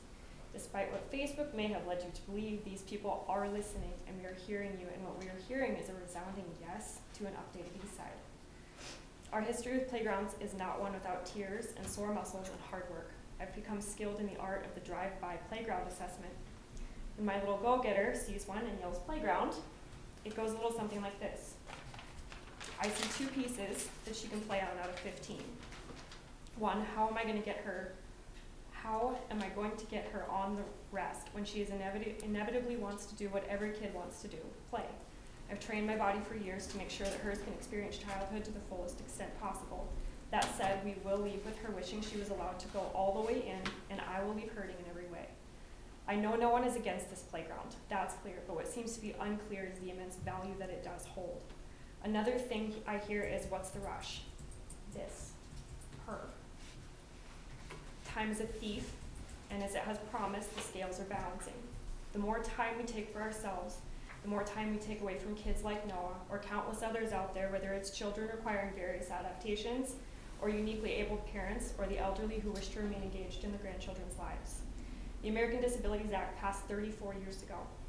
There were people aware of how important this was then, and this isn't a rush, we're late. We're doing our best to catch up, and this is one huge step towards that goal. I understand change can be challenging. The cost of staying the same is a greater risk. Another one I've heard is, why don't we spread it out? What if I invited you into my home, but I made you stand at the door and observe a party going on, and the rest of the building was not made for you? That's what that would accomplish. How about the valuable green space? I agree, I love it. Over 60% of the park will remain so. This isn't a takeover, it's not, Mall of America. Green space versus positive historical change affecting lives. The parking lot is a valid concern, but a necessary step. It's been greatly decreased not only to make the playground truly accessible, but also to keep the streets safer.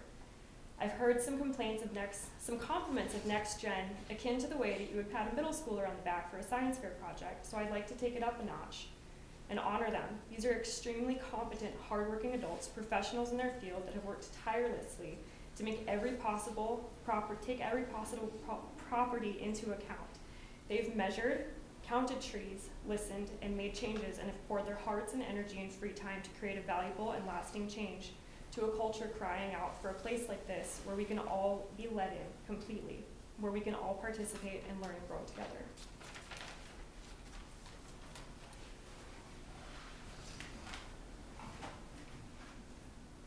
My name is Matt Drive. I've had CP for my entire life. My family and I have had to drive to Wilmer just to get to a fully accessible park.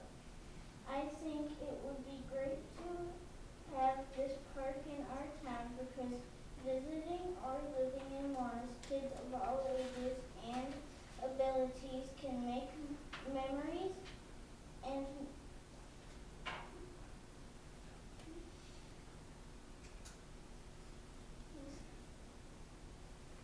can play, make memories, and make new friends, as all kids should. Just because there's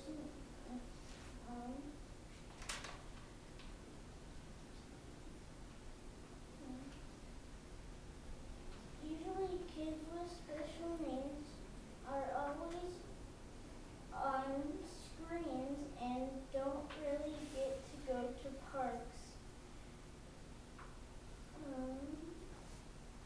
Because there's nothing they can really do. So that's why I would like to thank the park board for making sure everyone can play and have fun and play. And that is why I think this park should go in Morris, Minnesota. Being a kid only lasts a little while, so why not make it fun? Thank you.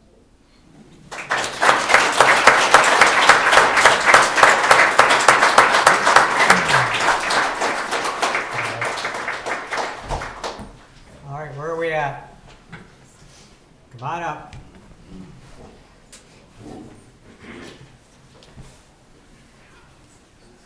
Good evening, everyone. Hi, Council. I am Cassie Watsky here as chair of the Riverview Foundation. I'm going to just read a little letter to everybody from our foundation. The Riverview Foundation would like to say thank you for considering the new park project to take place in Morris. After talking to the Playground Project Committee, Next Gen, we are in awe of what amazing things this park could do for our community. The first thing that gets us excited is the location of the project being at Eastside Park. It is in the heart of Morris, which is perfect for in-town residents or people who come to the area for groceries or other shopping needs. The playground would be a perfect additional stop to make with your family. In our opinion, this is the ideal location. The second thing that gets the Riverview Foundation excited is the agricultural theme of the playground. The Riverview Foundation's wheelhouse is to seek opportunities that fall within a local, agricultural, or educational bucket. This playground project arguably falls within all three buckets. Projects like this make Morris such a special community to live in. Thank you for your time and your consideration. The Advisory Committee of the Riverview Foundation. And if you would like a tour, feel free.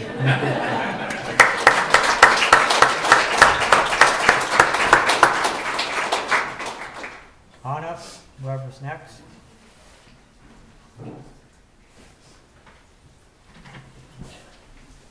Okay, so this one's a little bit strange because I'm actually reading this for a friend of mine who had to leave because this is going so long.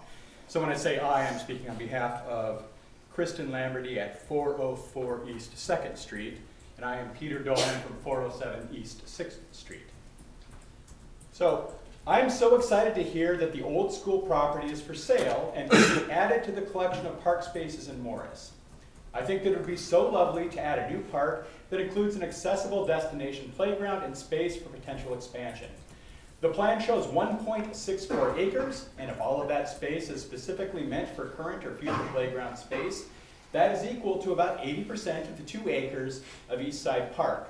More space than I can imagine could ever be available for playground space at East Side Park. Although Green River Park was mentioned as being rejected because of the water main, I don't understand why the Next Gen group preferred Green River Park over the old school property.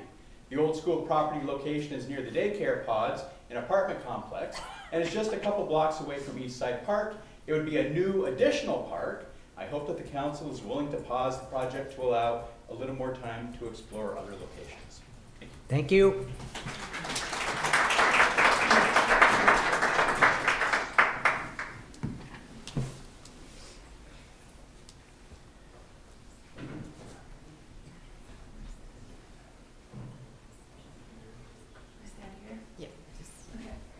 My name is Melanie Moss. I live at 109 East 7th Street, and I bought my house about 1.5 years ago. You can see the East Side Park from my yard. I have a school-aged child. When the weather is good, we would go to the East Side Park every single day and play. We love the green space. It's a safe, walkable, and welcoming park the way it is right now. I appreciate the high visibility that you have right now. We can stand in any place in the park, look across, you can see the entire park, so it's safe. It says, when we are there, we see many of the same faces every day when we go.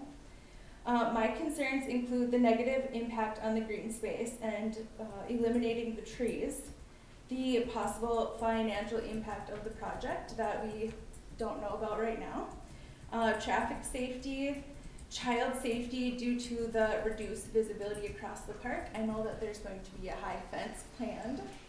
I don't know how high, I haven't seen the plans. Any possible vandalism or loitering of people in the park. If you cannot see through the park, we don't know if it's going to be there at night. Any possible water table issues and sewer issues that come out of it after removing all the grass and trees. And I said salvaging the recently installed equipment, but there is a plan for that. I am also highly concerned about the impact of this project will have on the other people who use the park, besides the parents of small children. Throughout the warm months, many groups in the community use the beautiful common space to come together for events. I believe this is also what builds our community. This project is supposed to be about inclusion and community improvement.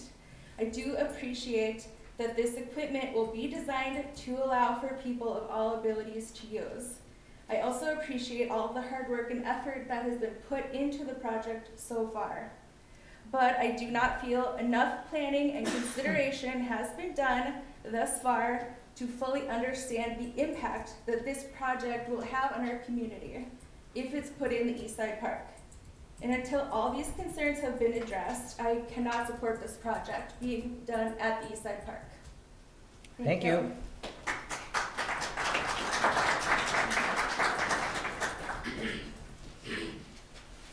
Whoever's next, all right.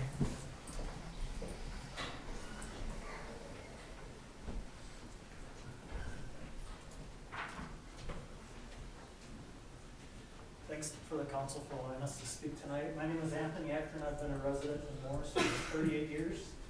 I just want to thank the Next Gen group for taking this initiative to envision and bring this project to life. I applaud you for all your efforts you've done to improve our town, and I just encourage you to continue to bring this project to life. And to the council, my family and I urge the council to pass this project as recommended by the Morris Park Board. Thank you. Thanks, Anthony.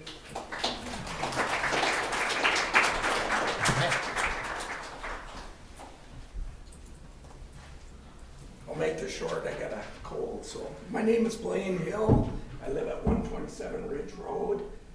I'm now a grandpa of 8, 9's on the way, and now I spend my time in parks. So I can tell you I hang out at East Side Park. There's enough room for this project. There's enough room to put it in there in an acceptable way. And I actually remember one time being there, and there was an art festival going on and we transitioned from the playground over to make paper at Art Festival. So I think it'll work, and I think it's a very good project, and I support it 100%. Thanks, Blaine.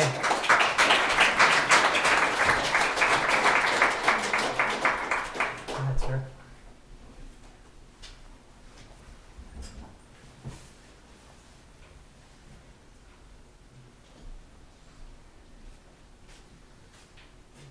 Hey, hello. My name is Vern Simula, 510 East Second. I had not intended to make a comment or to speak tonight, but as I listened, I've heard a lot of good comments about the value of having a better playground in town that's playground or playgrounds that are handicap accessible. And I've also heard a lot of concern about the location. As I've listened to all of the discussion, I just feel that the decision to approve this park is premature for the board tonight to reconsider. Thank you.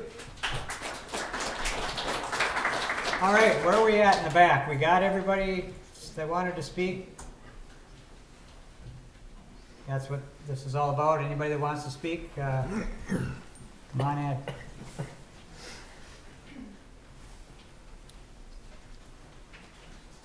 Josh Kerpiers, 20882 467th Avenue with yes is now in the city limits.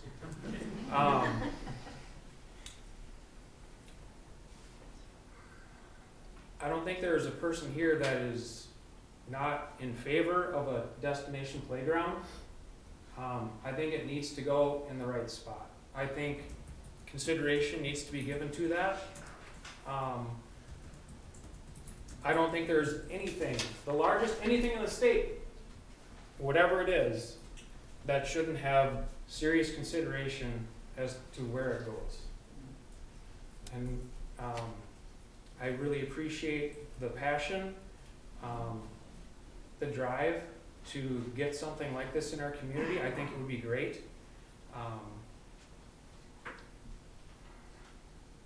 My family, we've gone to destination playgrounds around the state multiple times.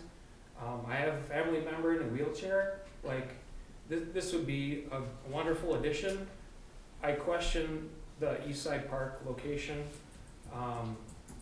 It would drastically change the use of Eastside Park. I've only been here since '97, but all of the largest community events that have been in that space since then, it wouldn't be the same. You couldn't have the same community building and the same inclusiveness that all those events brought with this taking up that much of that park space. Again, just really hoping that this can happen. I just question the location.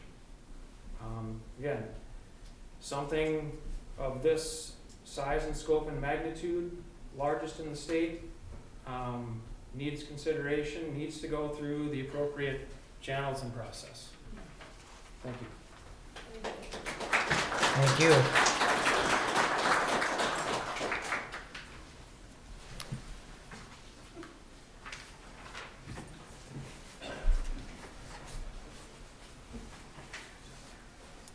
My name is Lori Kerpiers. I live also at 20882 467th Avenue.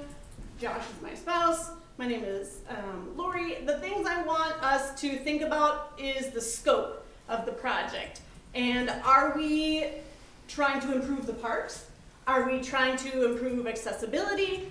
Are we trying to get things at parks for little kids and big kids and medium kids and college kids and adults? What is the scope of the project?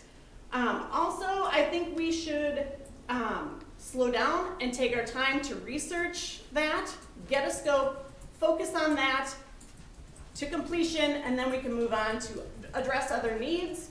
I think that this is a prime way to collect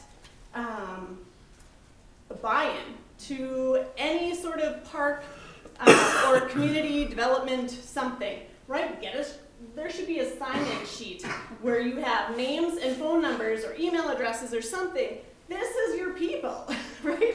These are the people that care about having parks and accessibility and good things in this community. So I'm hoping that Next Gen or whomever can tap into that. And also for fundraising, like there's already been comments that people are willing to step it up with their pocketbook. And so hopefully we can collect that information, because I think we are all on the same team. I dislike the feeling that there are opposing sides, because I do think we're on the same team. I'm hoping that we can pick a scope and the people that care about those issues can work together and move forward. Thank you. Thank you.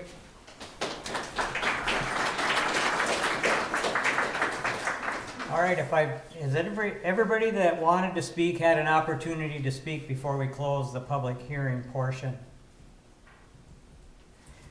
Before I close the public hearing, maybe Russ, now would be a good time.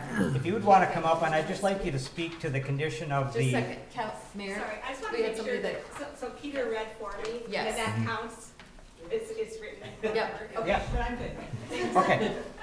All right, so everybody's good? All right, Russ, I just want you to speak to the infrastructure below, because obviously it could potentially have, impact that development. I just like you to speak to that. Well, where the park playground area is gonna go, there's nothing in that area. That park, Eastside Park, was one of the things that we discussed. The only sewer and water that run through that is to the bathroom, and it goes to 8th Street.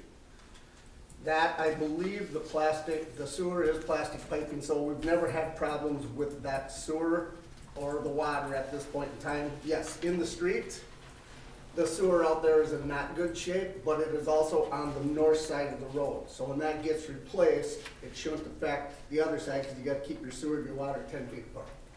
Yeah, that's my concern, is that if we have, because I haven't lived right there, I know some of my neighbors have had sewer issues, and I know the plumbers have had to go out there. And I know what that condition, at least I've seen it, because I walked over there and looked. I know that clay tile can be a challenge, and I just want us to look forward and be planning for if there is a need to replace that sewer system along East A Street. How are we gonna handle that? As a homeowner, you got street tore up and all that kind of stuff, and how is that gonna affect the impact of the traffic getting to the park? So I just wanted your estimation on, I know you can't probably guess how long that's gonna go before we could have a potential failure, but nonetheless, if you have, and I know I'm probably putting you on the spot, but I think at a minimum we really need to have that conversation, because it could impact what we decide to do here. Well, right now, we're looking at a project on the west side of town that probably won't happen until 26, maybe 27. Then from there, I'm probably looking at like 2nd, 3rd, 4th Street. Okay. Then you'll get over into 8th and 9th Street. So 7 to 15 years. Because you can only do so many projects at a time, and some of the other ones are in worse shape than what's over there. Yeah, and I know we're looking out 5 to 7 years potentially then for that failure, but if we have to do work there, and I know it gets to be a process. Anybody that has been through a construction like that or reconstruction like that knows it's awkward. And especially now if we build this park, if we choose to build it there, we have people coming and want to use the park, and then the street's tore up. What are we going to do with the traffic? Where are they going to park and all that good stuff? So I just thought it would be worth talking about, and I imagine we can come up with a plan. But thank you, Russ. Well, just while I'm up here, so don't get brought up a bunch of times. Green River Park seems like a really good spot, but the bottom part is a storm holding pond. And where they're looking at, I seen the drawings for the new one today. That is a 42-inch storm pipe that runs through there that takes all the water from 9th Street to just about Montana, down and through. If that thing would ever fail, it's pretty much gonna probably take out a good portion of that playground. And with that also, in that same area underneath that would be an 8-inch water main. 8-inch water main. So for utility wise, I mean, yes, if those things weren't there, that probably is a decent spot to do it, but it kind of takes that away. Okay, thank you, Russ. Yep. All right, we'll do final comments. Go ahead. You know, when Well, you're. up. If you want to speak, come up. Again.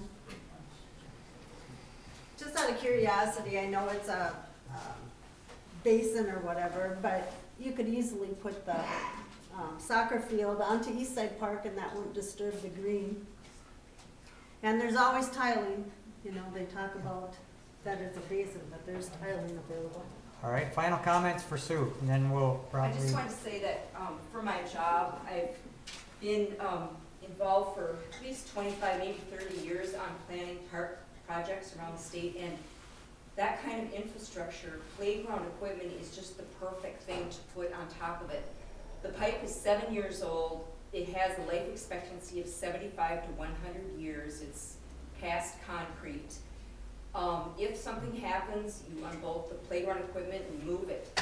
I worked in Grand Forks, which flooded out, as you know, years ago, and other places, and this is exactly what cities all over the country put on top of stormwater infrastructure. It's things like playgrounds. You wouldn't want to put a building on top of it, of course, but something like this, as long as the footings are shallow, or you put, as we talked about with the Next Gen Committee this morning, you put a path there, benches. The path isn't that broad, so if you see on the drawings, you can adjust. And like I said, it's just the kind of thing that's done all the time. Thank you. All right, I just, kind of closing up. Historically, East Side Park was originally deeded to the city of Morris back in 1879. So that's 146 years that park has been a park. And the only really stipulation of that deed is that it remains a park. So we can feel comfortable that we're, honoring our ancestors and the people that park was deeded to. That was actually deeded by the Minneapolis-St. Paul Manitoba Railroad way back in the day, so kind of a fun historical note. All right, so we, I think everybody are you comfortable with everybody that needed an opportunity, wanted an opportunity, got one? That is, of course, our number one goal, is to listen to you. We all work for you, so I hope everybody feels good about that. If there is nobody else coming forward, I will close the public hearing. And we can move on to the rest of the agenda items. And well, I guess we can march forward, council, with citizens' comments portion. But if there's anybody, I think everybody's had a chance to speak already to the public hearing. But if there was any other business other than the East Side Park, if there's anything else on your mind, now is the time to come up and address it to the council. So if you got something else that's on your mind, please come forward. If not, we'll move on. Looks like everybody's here for the park. Okay. So we shall move on to our reading and approval of our meeting minutes from January 7th at our organizational meeting. I'll move approval of the January 7th organizational meeting minutes. I'll second. Thank you.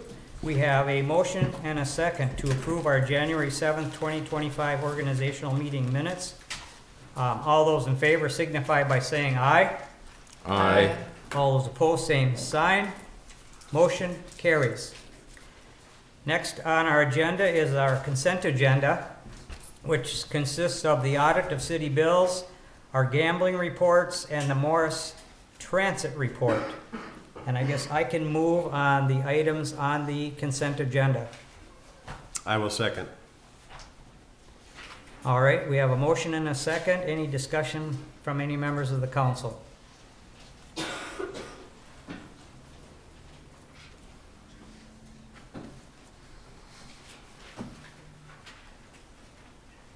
Hearing none, all those in favor of approving the consent agenda signify by saying aye. Aye. All those opposed, same sign. Motion carries. Okay, we shall move on to petitions, requests, and communications. There is a motion before the council to accept the park board recommendation for an all-inclusive park.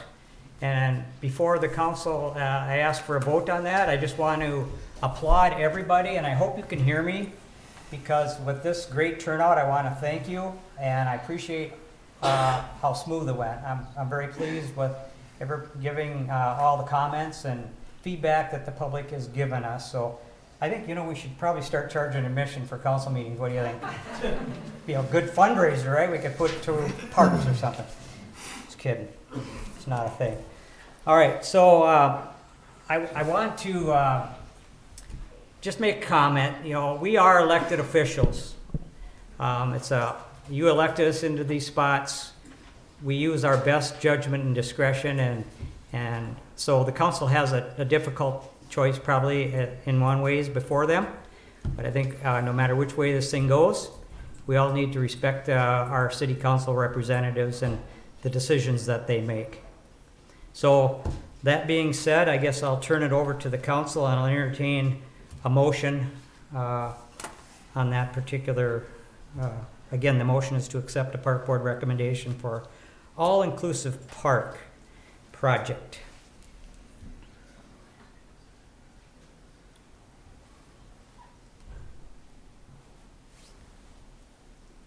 I'll speak first. So heard a lot of people speak, read a lot of emails, read things on Facebook, which is not always the best place to go to. And I've always been a person that balances this side and what they're saying and what this person's saying. And I can honestly see where the protocol wasn't done right. There wasn't enough time, those comments. However, there was a group that vetted this out, the park board. And just like every other board we have, they're a group of volunteers that look at this stuff. And while it may not have been a 6-month to a year survey of all of that stuff, I think one of our park board members said it best. You can drive by a park and see what's needed. And they did vet. They did talk about things. While not everybody was part of that, there was discussion on it. I don't know. There is a group of people that are our next generation of people that want to put up equipment in a park. The bottom line, it's playground equipment in a park for kids. There's been some adjustments. Sue said today that they've been working together. That's what you want to see. You want to see people work together on this, and it seems to me that they're doing that just by what I heard tonight. The public hearing was good and that we got to hear all this. I don't know. I think at Eastside Park, it does keep people in our community. It's our community park. This is where we do back to events with UMM. This is where when we had events, it was held there. I don't think this equipment is taking up, as they've changed the rendering, it's still leaving 60% of the green on that. If you look at it, everything from the band shell to the left is playground equipment, which it pretty much is now. It's just on the corners. So there's still a lot of green space. I don't know. It's central to our community as it was given to us, as Kevin just mentioned, and it's just adding playground equipment for kids. And I would hope that there's continued discussion then between the groups, between Gen X and the Friends of the Eastside Park.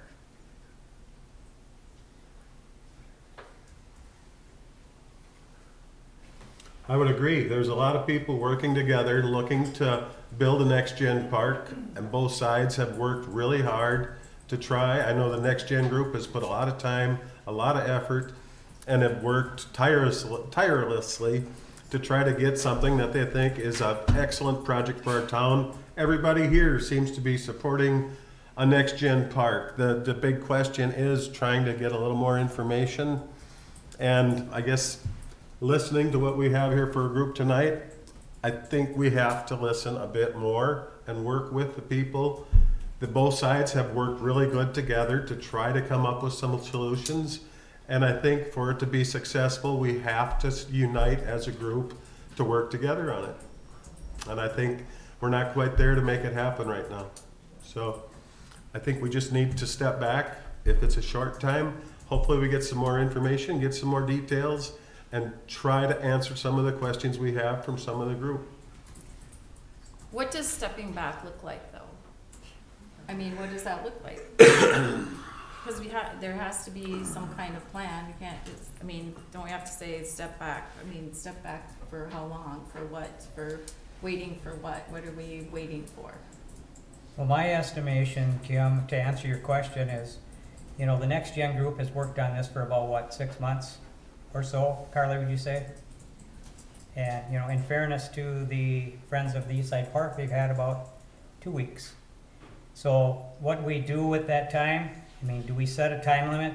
The city council has a lot of options before you. You could defer for 30 days.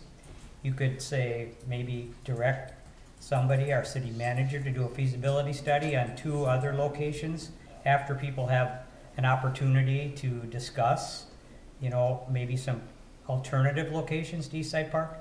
So those are all things that we can control. So you asked, time frame can be set by you guys if we want to do a feasibility study to find out exact costs, what impacts are going to be, things like maybe making Eastside Park a one-way street, which is probably an easy thing to do. I don't know, Becca, you're kind of silent. Could that be something that we would entertain? I kind of like that idea. Who was that? Does you, Diane? Diane. Is that something we could do, Becca? Make East A Street just for that block, or would it be, you know? I would assume that's something that can be done. I think the motion is to accept the park board recommendation for all-inclusive park project at each side. Is it at each side? Is that what the motion is? Well, that's what the recommendation was of the park board, so. So we either gotta act on the motion. Well, if it gets a first and no second, then the motion dies for lack of a second. That's one thing.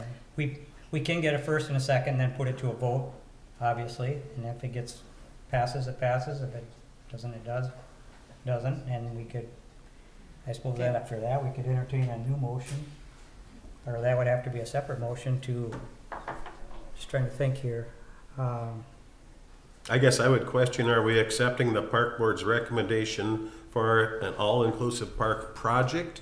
Or are we accepting their recommendation for an all-inclusive park at Eastside Park as the choice site? Their recommendation says, while the park board does not have the final say on this matter, we are sending forth the following statement. After receiving a modified version of the Next Gen Committee and based on a voice statement by each member of the park board from our meeting on January 8th, we are recommending to the City Council to use Eastside Park as a site for the inclusive playground. We are excited about this recommendation and have followed past practice in making this recommendation. Based on citizens' concerns and our feedback, we would like to discuss with city leadership and the City Council ways to improve this for future donations. Respectfully submitted, Mark Torgerson, Park Board Chair. So that is then, a vote for this is then a vote for Eastside Park as the location. If we're all understanding that correctly, right? Okay? Mr. Mayor? Yes? If I can help, I was thinking maybe someone would make a motion and then someone would second it. I don't know if the park board makes motions, but No, I know that, Charlie, and that's kind of what They're recommending. I'm really putting it on the city council, and if that motion in a second has to come from them, obviously. I'm gonna go ahead and motion to accept the park board recommendation for an all-inclusive park project at Eastside Park. I will second that with wording to have cooperation with the committee, working with the groups to try to move forward with the best plan for the Eastside Park location.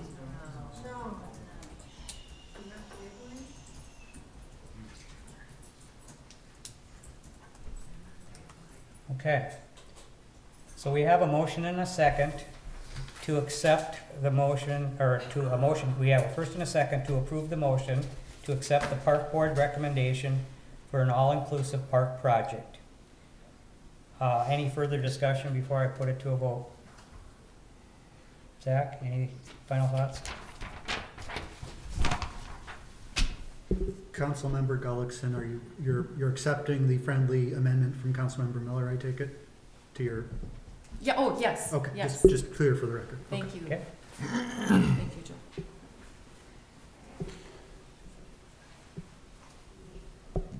I created a prepared statement this evening. I'm not sure if I will, just in all fairness, I wasn't sure whether I was gonna read this or not this evening. And it's more or less comments. So there's been some comments in the community about my involvement both with the city and the Next Gen committee that I would like to comment on. As several individuals know and was brought up this evening, I was on the Next Gen Advisory Committee. I was part of the initial founding of the Next Gen group at Superior and Westmore. When that group was created, an advisory committee was also created. I was initially selected to be the chair. To that end, there is a 5-year term, and as the initial chair of the advisory committee, my role was the shortest. I use past tense because as of January 1st, I am no longer a member of the Next Gen Advisory Committee. As everyone here is obviously well aware, I am also a member of the City Council, having been appointed to the position in January of 2023 and re-elected in 2024, starting my 2nd term. I also realize that there's been comments in the community about whether I have a conflict of interest when it comes to this matter. A conflict of interest exists when a member serves to benefit from certain actions or decisions they make as a member of the council. I have nothing to financially gain from this project. I also have nothing to personally gain from this project.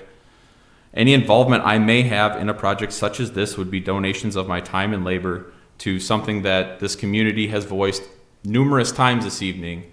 Is it for the greater good, an inclusive park, independent of the location? Voting on items